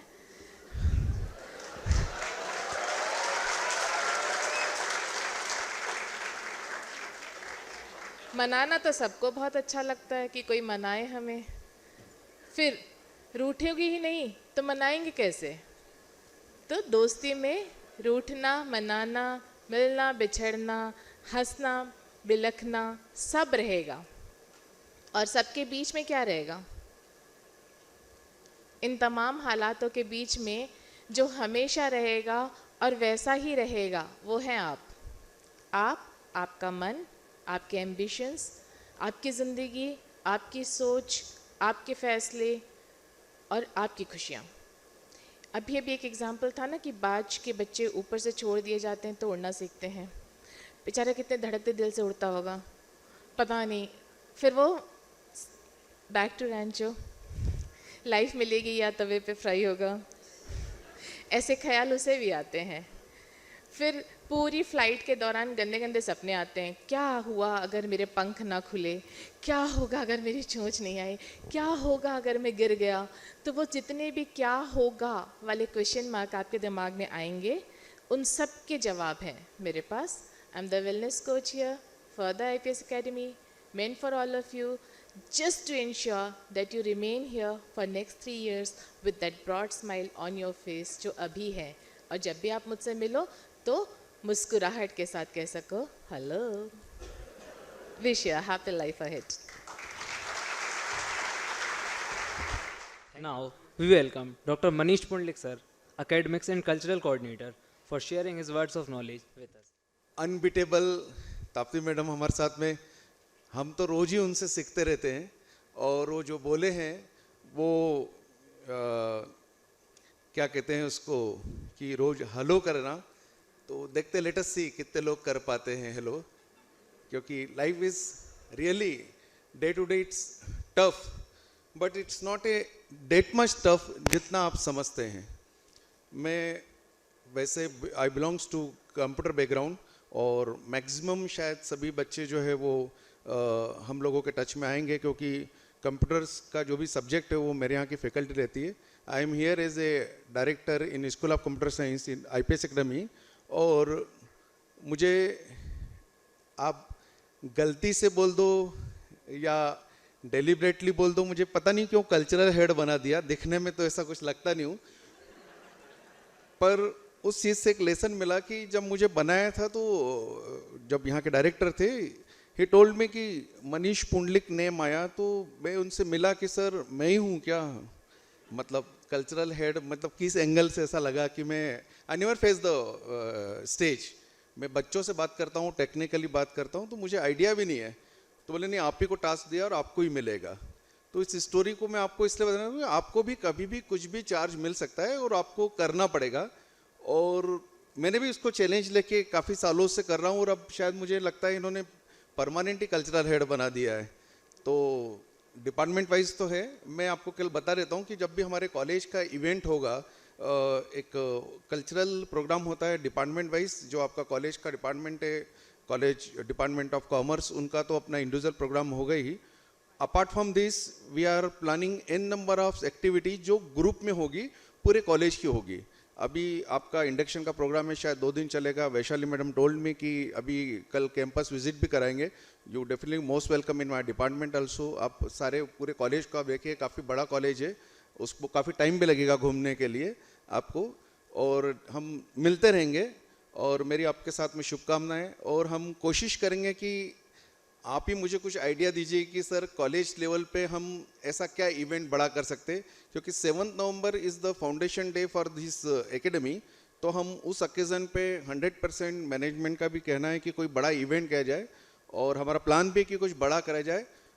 पर मेरी बच्चों से केवल 2 ही बातें मैं एक्सपेक्ट करता हूँ कि एक डिसिप्लिन रहे तो इवेंट कराने में मज़ा आएगा, और दूसरा ऑनेस्ट रहे towards your course, towards your family, towards your friends. जो भी आपके गेस्ट लेक्चर्स ने बताया था, काफ़ी अच्छी चीज़ें बोली, मुझे इतनी आती नहीं बोलते। और हाँ, इफेक्ट है, मैं इतना बोल नहीं पाता हूँ। बस मेरी इच्छा रहेगी कि आप मेरे पास आए, आइडियाज़ लेके आए, और आइडियाज़ के साथ में सॉल्यूशन भी लेके आए। क्योंकि क्या होता है कि आइडियाज़ तो बहुत सारे आते हैं कि सर वो आप कल्चरल हेड हो तो कौन सा रहता है, कोई मेरे को पता भी नहीं, इसलिए कोई एक भाई बादशाह को बुला लो प्रोग्राम के लिए, सर बड़ा इवेंट होना चाहिए। तो मुझे पता नहीं था, मैंने कहा बादशाह मतलब मुझे लगा, फिर समवन टोल्ड मी कि सर ये सिंगर है। फिर अभी recently visited Ananya Pandey and one more fellow over there, मुझे नाम भी याद नहीं था, तो हाँ इसने बता दिया। तो मुझे भी पता नहीं था, इसलिए मैंने बताया कि मुझे क्यों कल्चरल हेड बनाया मुझे पता नहीं, पर मैं सक्सेसफुली काफ़ी सालों से इवेंट कर रहा हूँ। हम लोग होली भी सेलिब्रेशन करेंगे कॉमनली, गणेश उत्सव हम लोग करते ही है कॉमनली। अपार्ट फ्रॉम दिस जो है वो सारे फेस्टिवल्स भी हम करते हैं। 15 अगस्त और 26 को भी मेरी इच्छा रहती है कि अपने बच्चे जो है स्टूडेंट्स लेवल पे वो पार्टिसिपेट करें। आप लोग अगर चाहे तो हम लोग जो है कॉमन लेवल के ऊपर एक्सटेम्पोर कर सकते हैं। कॉमन लेवल पे हम चाहे तो कोई भी इवेंट, डिबेट कंपटीशन है, आप जो भी आप चाहे, आप जो है स्कूल ऑफ कंप्यूटर साइंस में सारी फैकल्टीज मुझे जानती है, आप किसी से मेरा नंबर लेके come along with the problem and solution. Financial आप टेंशन मत लीजिएगा, वो जो है हमारा मैनेजमेंट, और आई विल टेक केयर। ठीक, अपॉर्चुनिटीज़ यहाँ पे बहुत सारी है, बस अपॉर्चुनिटीज़ जो है वो आपको तलाश करना पड़ेगी और ढूंढना पड़ेगी कि अपॉर्चुनिटीज़ कहाँ कहाँ हैं। क्योंकि अपॉर्चुनिटीज़ के लिए सब बोलते हैं, सभी लोगों ने स्टोरी सुनाई, मेरे भी दिमाग में बैठे उठे है कि मैं भी एक स्टोरी ज़रूर सुनाऊंगा। कि स्टोरी क्या रहता है, एक बार एक ब्राह्मण रहता है, बहुत पूजा पाठ करता है, धार्मिक रहता है, और बड़े जप तप से भगवान को प्रसन्न कर लेता है। भगवान भी प्रसन्न हो जाते हैं और उसको आ जाते हैं और बोलते हैं कि कोई विश मांग लो, कोई वरदान मांग लो। तो अब एकदम समझ में तो आता नहीं है, तो एक स्टोरी से ये भी समझना कि आप लोग भी हमेशा रेडी रहना कि बाई चांस कभी भगवान आ जाए तो विश रेडी रखना। तो उनके पास भी विश रेडी नहीं रहती, बोले ठीक है सब भगवान, जब मुझे ज़रूरत पड़ेगी देन मैं याद कर लूँगा और आपसे मांग लूँगा। तो समय बीतता जाता है, तो ब्राह्मण जिस गांव में रहते हैं अचानक वहाँ पानी आता है जोर से। जब पानी जोर से आता है तो सभी लोग, गांव के लोग डर जाते हैं।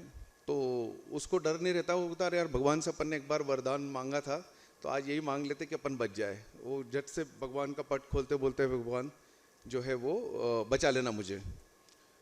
तो इतने में गांव के सब लोग जब माइग्रेट होते रहते तो दे बोलते हैं पंडित जी फटाफट चलिए हमारे साथ में, जल्दी से निकल चलो, गांव में पानी बढ़ रहा है। बोलते नहीं भगवान है देख लेंगे, मैंने बोल दिया। पानी थोड़ा और आगे बढ़ जाता है। जैसे पानी आगे बढ़ता है तो और जो 2-3 लोग महानुभाव रुक जाते गांव में, वो भी निकलते तो बोलते पंडित जी फटाफट चले चलो अदरवाइज डूब जाएगा गांव। तो बोलते नहीं भगवान है। वो भगवान के पास फिर जाते, भगवान मुझे बचा लो, वरदान दिया था आप भूल गए क्या। तो फिर भी जो है वो चले आते। फिर एट लास्ट पानी यहाँ तक आ जाता है। तो उस समय भी जो है वो फिर पूरा गांव खाली हो जाता है। वो बता भगवान अब तो बचा ले मेरे को, अब तो गांव में कोई है भी नहीं, कुछ बोला नहीं। इतने में उनकी झोपड़ी पे एक बड़ा सा पेड़ का टुकड़ा आकर टकराते रहता है बार बार। पंडित जी डरते रहते कि यार ये पेड़ का टकराएगा और झोपड़ी टूटेगी और डूब जाऊंगा। फिर भगवान को बोलते भगवान मुझे बचाओ कैसे भी करके। फिर वो अल्टीमेटली जो बड़ी लकड़ी का डूंड रहता है वो तोड़ता है और उसकी झोपड़ी टूटती है और पंडित जी जो है वो ऊपर निकल जाते हैं। ऊपर जाते से पूरे गीले विले रहते तो सामने एकदम भगवान वही दिखते हैं। जाते से गुस्से में बोलते कि मैंने इतनी तपस्या की और मैंने रिजल्ट के रूप में वरदान भी मांगा था आपसे और आपने रेडी भी हुए थे वरदान देने के लिए, और मैंने जब बोला तो आप तो आए ही नहीं और मैं तो मर ही गया। तो फिर भगवान बोलते भाई शांत हो जाओ बताता हूँ। फिर वो गुस्से में रहते तमता कि थोड़ा शांत वांत करते पानी पी के, फिर बोलते कि भाई मैं आपके पास में पहले जो है वो गांव वालों के साथ में मैंने ही भेजा था, सेकंड बार में और बच्चे गांव वालों को भेजा था, थर्ड टाइम पे मैंने ही वो लकड़ी का ढूंढ भेजा था कि आप उस पर बैठ के गांव क्रॉस कर लो। अब आप तीनों इसमें नहीं करे तो मैं क्या कर सकता हूँ। तो डेट इज द थिंग कि अपॉर्चुनिटी, मतलब अपॉर्चुनिटी या मौके या चांस, जिसको आप जो भी वर्ड बोलना चाहते हो, वो आपके पास में यहाँ पे भी थ्रू आउट 3 years रहेंगे। You have to update opportunity, आपको तलाश करना पड़ेगी। टीचर्स आके नहीं बोलेंगे कि भाई ये प्रोग्राम है या इस टीचर्स को ये आता है। You have to engage all the things, otherwise फिर बाद में आप बोलोगे भगवान के पास जाके भगवान 3 साल में कॉलेज ऑफ कॉमर्स में आया, इतनी फीस दी और अल्टीमेटली तो कुछ मिला ही नहीं। तो उसके लिए फिर हमें बाद में बदलिएगा। Right from first day you have to start and you have to collect that opportunity. आप तलाश कीजिए, आपको ऑटोमेटिक मिलेगी। ठीक, आपका सुबह से काफ़ी टाइम चला हो गया। थैंक यू फ्रॉम कॉलेज सारी फैकल्टीज़ को जो मुझे बुलाया, और आप लोगों को सबको शुभकामनाएं और शुभेच्छा मेरी ओर से। Thank you. Now we welcome Mr. Rajiv Shukla sir, Director CMG, for his speech. Friends, my esteemed colleagues, this is your first day, first show, and I have been invited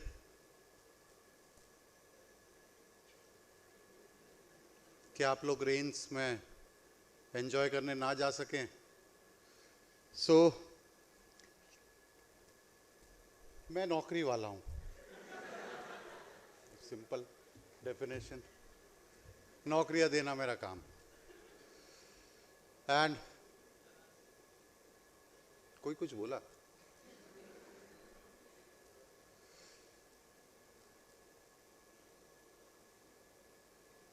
Now you might hear this word from your cousins, from your elder brothers, sisters, the term placement, जादुई शब्द।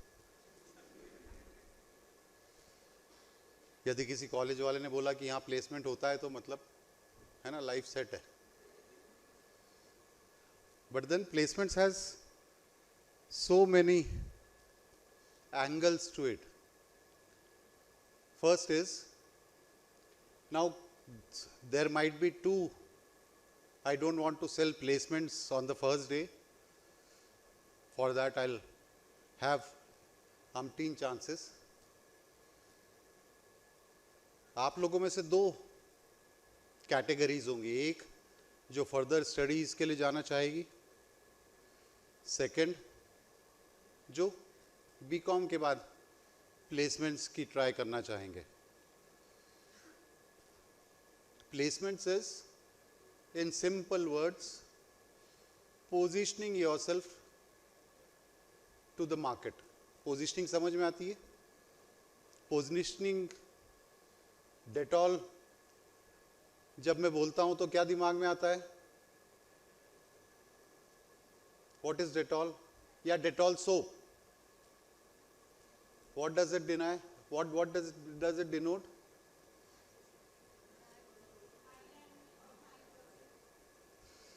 Antiseptic soap, yes or no? And let me tell you, this is a positioning. There are at least 7 soaps in the same category whom you do not recognize as antiseptic. Same material, same everything. It is just because you position yourself, you position your product, you are positioned, just obviously antiseptic lotions और creams बनाता था ज़िंदगी भर, तो जब साबुन बनाया तो लोगों ने यही सोचा कि है ना, it should be an antiseptic soap as well और antibacterial soap. So placement is nothing but as an individual, as a product, मैं अपने आप को मार्केट के सामने कैसे प्रेजेंट करता हूँ. When a student yearns to hear about placements, it is my positioning as a product, and what I teach you all these years is, even if you do a PG someday, you should learn how to market yourself well. Placement is just 2 words or 3 words मान लो. Product, who is the product as of now? You. Position, मैंने market में अपने आप को कहाँ slot कर रखा है? मैंने अपने आप को पिरामिड के बॉटम पर, सबसे चीप प्रोडक्ट के तौर पे. तुमको साबुन 2 रुपए का भी मिलता होगा, तुमको साबुन 150 रुपए का भी मिलता है. दोनों के बीच का फ़र्क क्या होता है? कहाँ पर पोजीशन किया हुआ है. मेरा क्लाइंटेल वहाँ से आता है. So my style is, I never sell my product cheap. मैं हमेशा कोशिश ये रहती है, और for umpteen years, Vaishali ma'am and Meenakshi ma'am have known that कि BCom used to be one of my favorite batches. I don't know why, because of the performances that we had, the successes that we had in placements. There were umpteen companies जो कि मेरे ख्याल से BCom का नाम लेकर ही आती थी. L&T still comes on that front.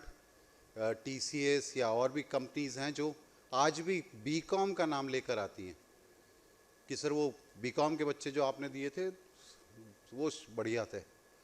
So there have been success stories. There have been students जिन्होंने नौकरी करते करते फिर बाद में अपना PG पूरा किया. There have been students जिन्होंने पहले अपना पीजी पूरा करके और बाद में नौकरियां की, but then they are as successful. कोई फ़र्क नहीं आया. The path is good, but then just remember one thing, in these 3 years, पहली चीज, लर्न टू कम्युनिकेट. कितना ही हिंदुत्व का एजेंडा आप लोग पढ़ते रहो, है ना, लेकिन अंग्रेजों की दुनिया है ना. सो कोई बोले तो भी मानना मत. पहले दिन बता के जा रहा हूँ, 2 साल में अंग्रेज बन जाना. Second, so communication would be the most important word for you. Either you go in for your higher studies or you go in for your placements. यदि मेल ड्राफ्ट करते नहीं आती, यदि लेटर्स लिखते नहीं आते, यदि बॉस से कम्युनिकेट करते नहीं आता, किसी दिन टॉप बॉस तुमसे मिलने आ जाता, is a vice president with around 25 years of experience, है ना, how do you deal with him? That is, I am just trying to tell you few points, ज़्यादा चीज़ों में मैं anyway I am known for my, मैं अपने कर्म के लिए जाना जाता हूँ. So the first thing that you should learn to make your self expensive is communication, and companies would love to have you on their campuses. Second is, we can call it mindset, a mindset to win.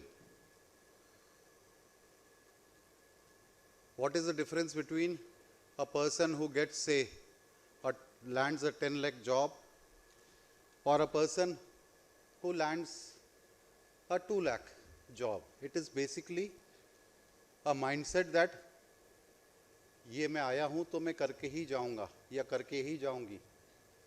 The mindset to win is utmost necessary in these years. With your communication, if you try and develop your mindset to be a winner, I don't think कुछ भी impossible होगा. This journey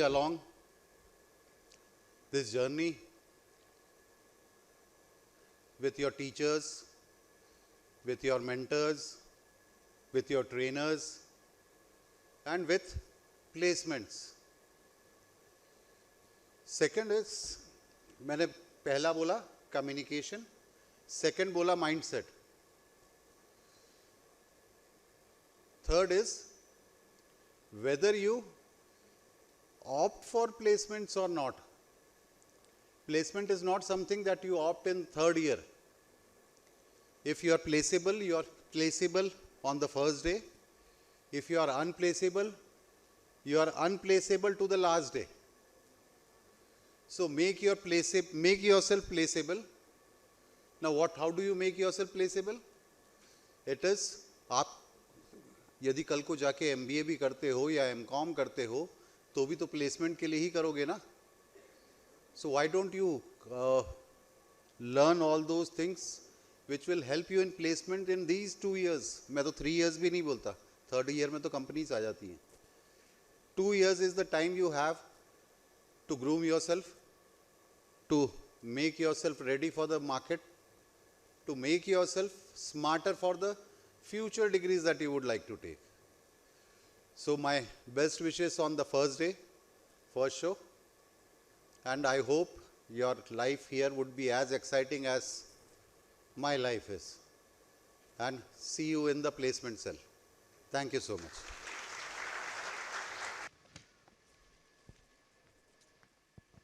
Hello, sir. Hello. Good morning, my dear friends or teachers and respected guests. I am Revati Dubey from BCom third year Foreign Trade. I am a super senior. So, आज मैं आपके सबके सामने अपना personal experience share करना चाहूँगी कि मेरे जो 2 साल इस IPS एकेडमी में निकले वो कैसे थे. तो मैंने कुछ लिखा है तो मैं वो पूरा बोलना चाहूँगी. IPS Academy is a vast sea of knowledge and opportunities. The deeper we go, we can find the shining pearls of knowledge related with the different faculties, and I am proud enough to say that I am fortunate collection of the pearls of commerce. I am so obligated with the Department of the Commerce faculties who are always ready to help me in all the direction. Now, I boldly accept that when I entered the academy for the first time as timid, self-conscious, underconfident, and untidy, with improper sense of dressing, and unable to express myself in front of the others, etc. And now you can yourself judge my changed personality after spending 2 years in such a wonderful academy, having a wonderful environment also, which indicate the feeling of own personality, and this department support me to develop a confident personality. Today, when I turned and looked behind myself, I find a lot of change in the girl who entered 2 years back and the girl who has completed her 2 years standing in the academy. And at the end, my warmest thankful to my faculties and academies, मेरे जितने भी classmates हैं और सबको मैं बहुत ज़्यादा thank you बोलना चाहूँगी, क्योंकि मैं जो थी 12th तक मैं बिल्कुल ऐसी नहीं थी, मतलब कि मैं स्टेज पे आके किसी को कुछ भी बोलती नहीं थी। और आज सिर्फ पूरी एकेडमी में सबसे ज़्यादा मैं ही बोलती हूँ। और 12th तक मैं बिल्कुल भी नहीं बोलती थी। और जितने भी मेरी फैकल्टी हैं यहाँ पर, ऐसी कोई भी एक भी फैकल्टी नहीं है जिनने मेरा सपोर्ट नहीं किया हो, वो चाहे जो मुझे पढ़ाते हो ना पढ़ाते हो। तो मैं तुम लोगों को बोलना चाहूँगी कि बहुत ज़्यादा अपॉर्चुनिटी है इस कॉलेज में, तो तुम लोग वो अपॉर्चुनिटी ग्रैब करना। मेरा लास्ट ईयर है, तो मैं जितनी अपॉर्चुनिटी ग्रैब कर सकती हूँ मैं हमेशा करती हूँ। और तुम लोगों को भी बिल्कुल अंडर कॉन्फिडेंट होने की, और बिल्कुल फ्रेंडली रहो टीचर्स के साथ भी। तुम लोग को कुछ भी लग रहा है टीचर्स को जाके बोल सकते हो, तुम्हारी टीचर्स से कोई खड़ूस नहीं है सारे बहुत फ्रेंडली टीचर्स हैं, बहुत सपोर्टिव हैं। मतलब लाइफ में मैंने अपने स्कूल में भी इतने सपोर्टिव टीचर्स नहीं देखे हैं। और मैं ऐसा नहीं कि कोई टीचर ने मेरे को बोला है कि आके बोलो कि अपना एक्सपीरियंस शेयर करो। मैंने पर्सनली मैम से अपनी बोला, मैंने इधर भी अपॉर्चुनिटी ग्रैब की कि मैम मुझे अपना पर्सनल एक्सपीरियंस शेयर करने दीजिए यहाँ पर आकर। तो मैं तो बोलूँगी कि तुम लोग बहुत सब किस्मत वाले हो कि यहाँ पर आज खड़े हो। जब मेरी जैसी लड़की चेंज हो सकती है तो तुम सब भी चेंज हो सकते हो। तो तुम लोग बहुत किस्मत वाले हो कि यहाँ पर आए हो, और यहाँ पर बहुत एक्सट्रीम लेवल की अपॉर्चुनिटी है, ये बात याद रखना। छोटा सा छोटा कोई भी फंक्शन हो, तुम लोग सब उसमें पार्टिसिपेट कर सकते हो, अपने आगे से आके कर सकते हो, कुछ डरने की ज़रूरत नहीं है तुम लोगों को। और तुम लोगों का, तुम खुद जब 3rd ईयर में आओगे, जितने भी अंडर कॉन्फिडेंट लोग हैं वो खुद तुम लोग आके बोलोगे कि बहुत IPS ने बहुत कुछ किया है। सारे मैम थैंक यू, सबको थैंक यू। मेरा लास्ट ईयर है इस बार, और मुझे तो जाने का मन ही नहीं करता यहाँ से नहीं, मैं फेल नहीं हूँ, पास हो गई हूँ और उसमें भी पास हो जाऊंगी। बट बहुत अच्छा, एकदम फैमिली जैसा बॉन्ड और सब कुछ बन जाता है। और मैं अभी गई थी क्लास में, तो ऑनर्स वाली शायद क्लास थी, 1st ईयर के सब बैठे थे, तो सबसे पीछे 2 लड़के बैठे थे। उन्होंने मुझसे पूछा, दीदी यार रैगिंग तो नहीं होगी? तो मैं तुम लोग को बता दूँ, यहाँ कुछ रैगिंग नहीं होगी, हम बहुत अच्छे तुम्हारे सीनियर्स हैं, तुम्हारे 2nd ईयर भी बहुत अच्छा है और तुम्हारा 3rd ईयर भी बहुत अच्छा है, तुम्हें कोई रैगिंग नहीं होगी। ना हमने अपने जूनियर्स की कभी ली, ना हमारे सीनियर्स ने कभी किसी की रैगिंग ली, और कभी कोई लेता भी है तो बता देना मुझे आगे अपन बाहर नहीं चलेंगे। तो वैसे कोई कुछ नहीं तुम लोग की रैगिंग लेगा। अगर इन केस कुछ भी होता है तो तुम लोग जाके मैम को कांटेक्ट कर सकते हो। और यहाँ रैगिंग कम्युनिटी भी सब कुछ वेल सेटल्ड है, तो बिल्कुल टेंशन लेने की ज़रूरत नहीं है, और बिल्कुल फैमिली एनवायरनमेंट जैसे रहना सब। और बहुत अपॉर्चुनिटी, बस लास्ट लाइन यही बोलूँगी कि बहुत अपॉर्चुनिटी है, ग्रैब करना बस। Thank you. Finally, hereby, now we welcome Dr. Yogita Chandel ma'am for vote of thanks. Sir, आज का हमारा ये प्रोग्राम जो है, इंडक्शन प्रोग्राम, आज हमने अपने नए सेशन का श्री गणेश कर दिया है।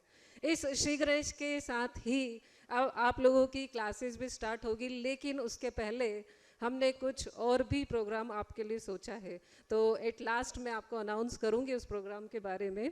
First of all, good morning all of you, and also good afternoon. अब थोड़ा सा दोपहर का टाइम भी हो गया है हमारा।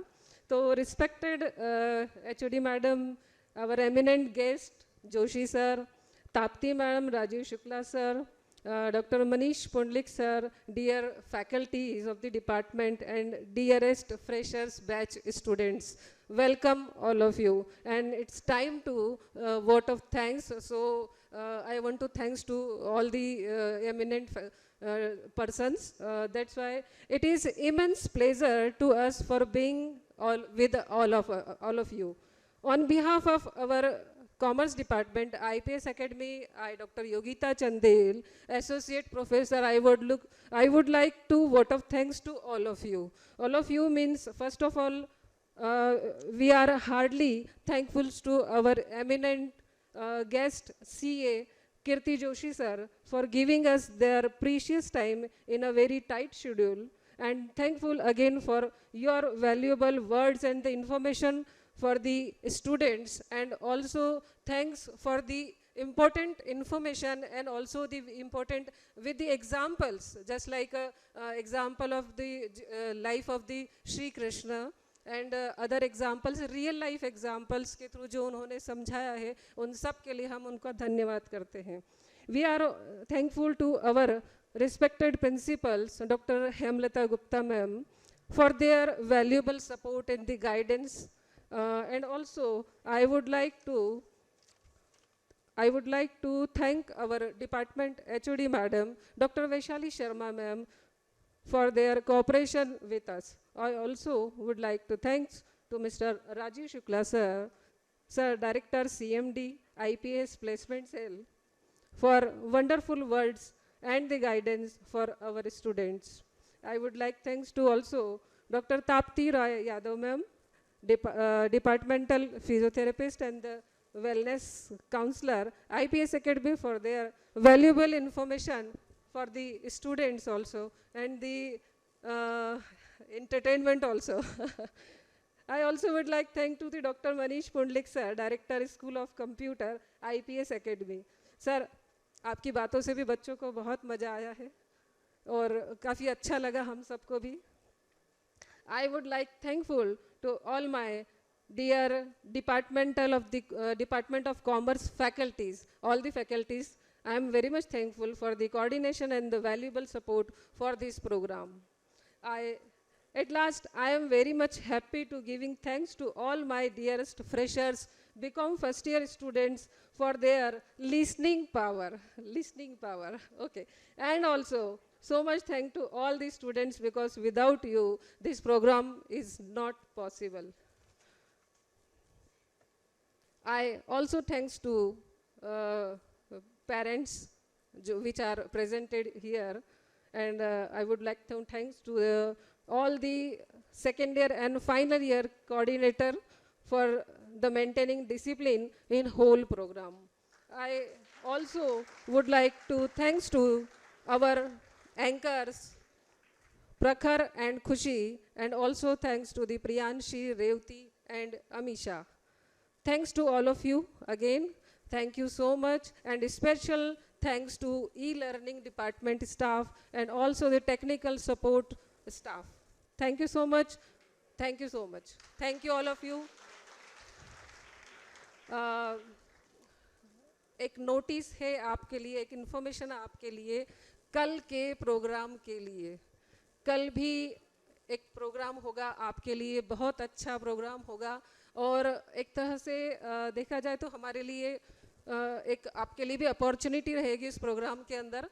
हमारे IPS एकेडमी यानी इप्सा का IPS रेडियो FM प्रोग्राम आप लोगों के लिए ऑर्गेनाइज किया गया है कल, और इस प्रोग्राम में आप सब पार्टिसिपेट कर सकते हैं. ये भी आपके लिए एक अपॉर्चुनिटी है. So be ready for that programme for tomorrow. Okay, thank you so much. Thank you all of you.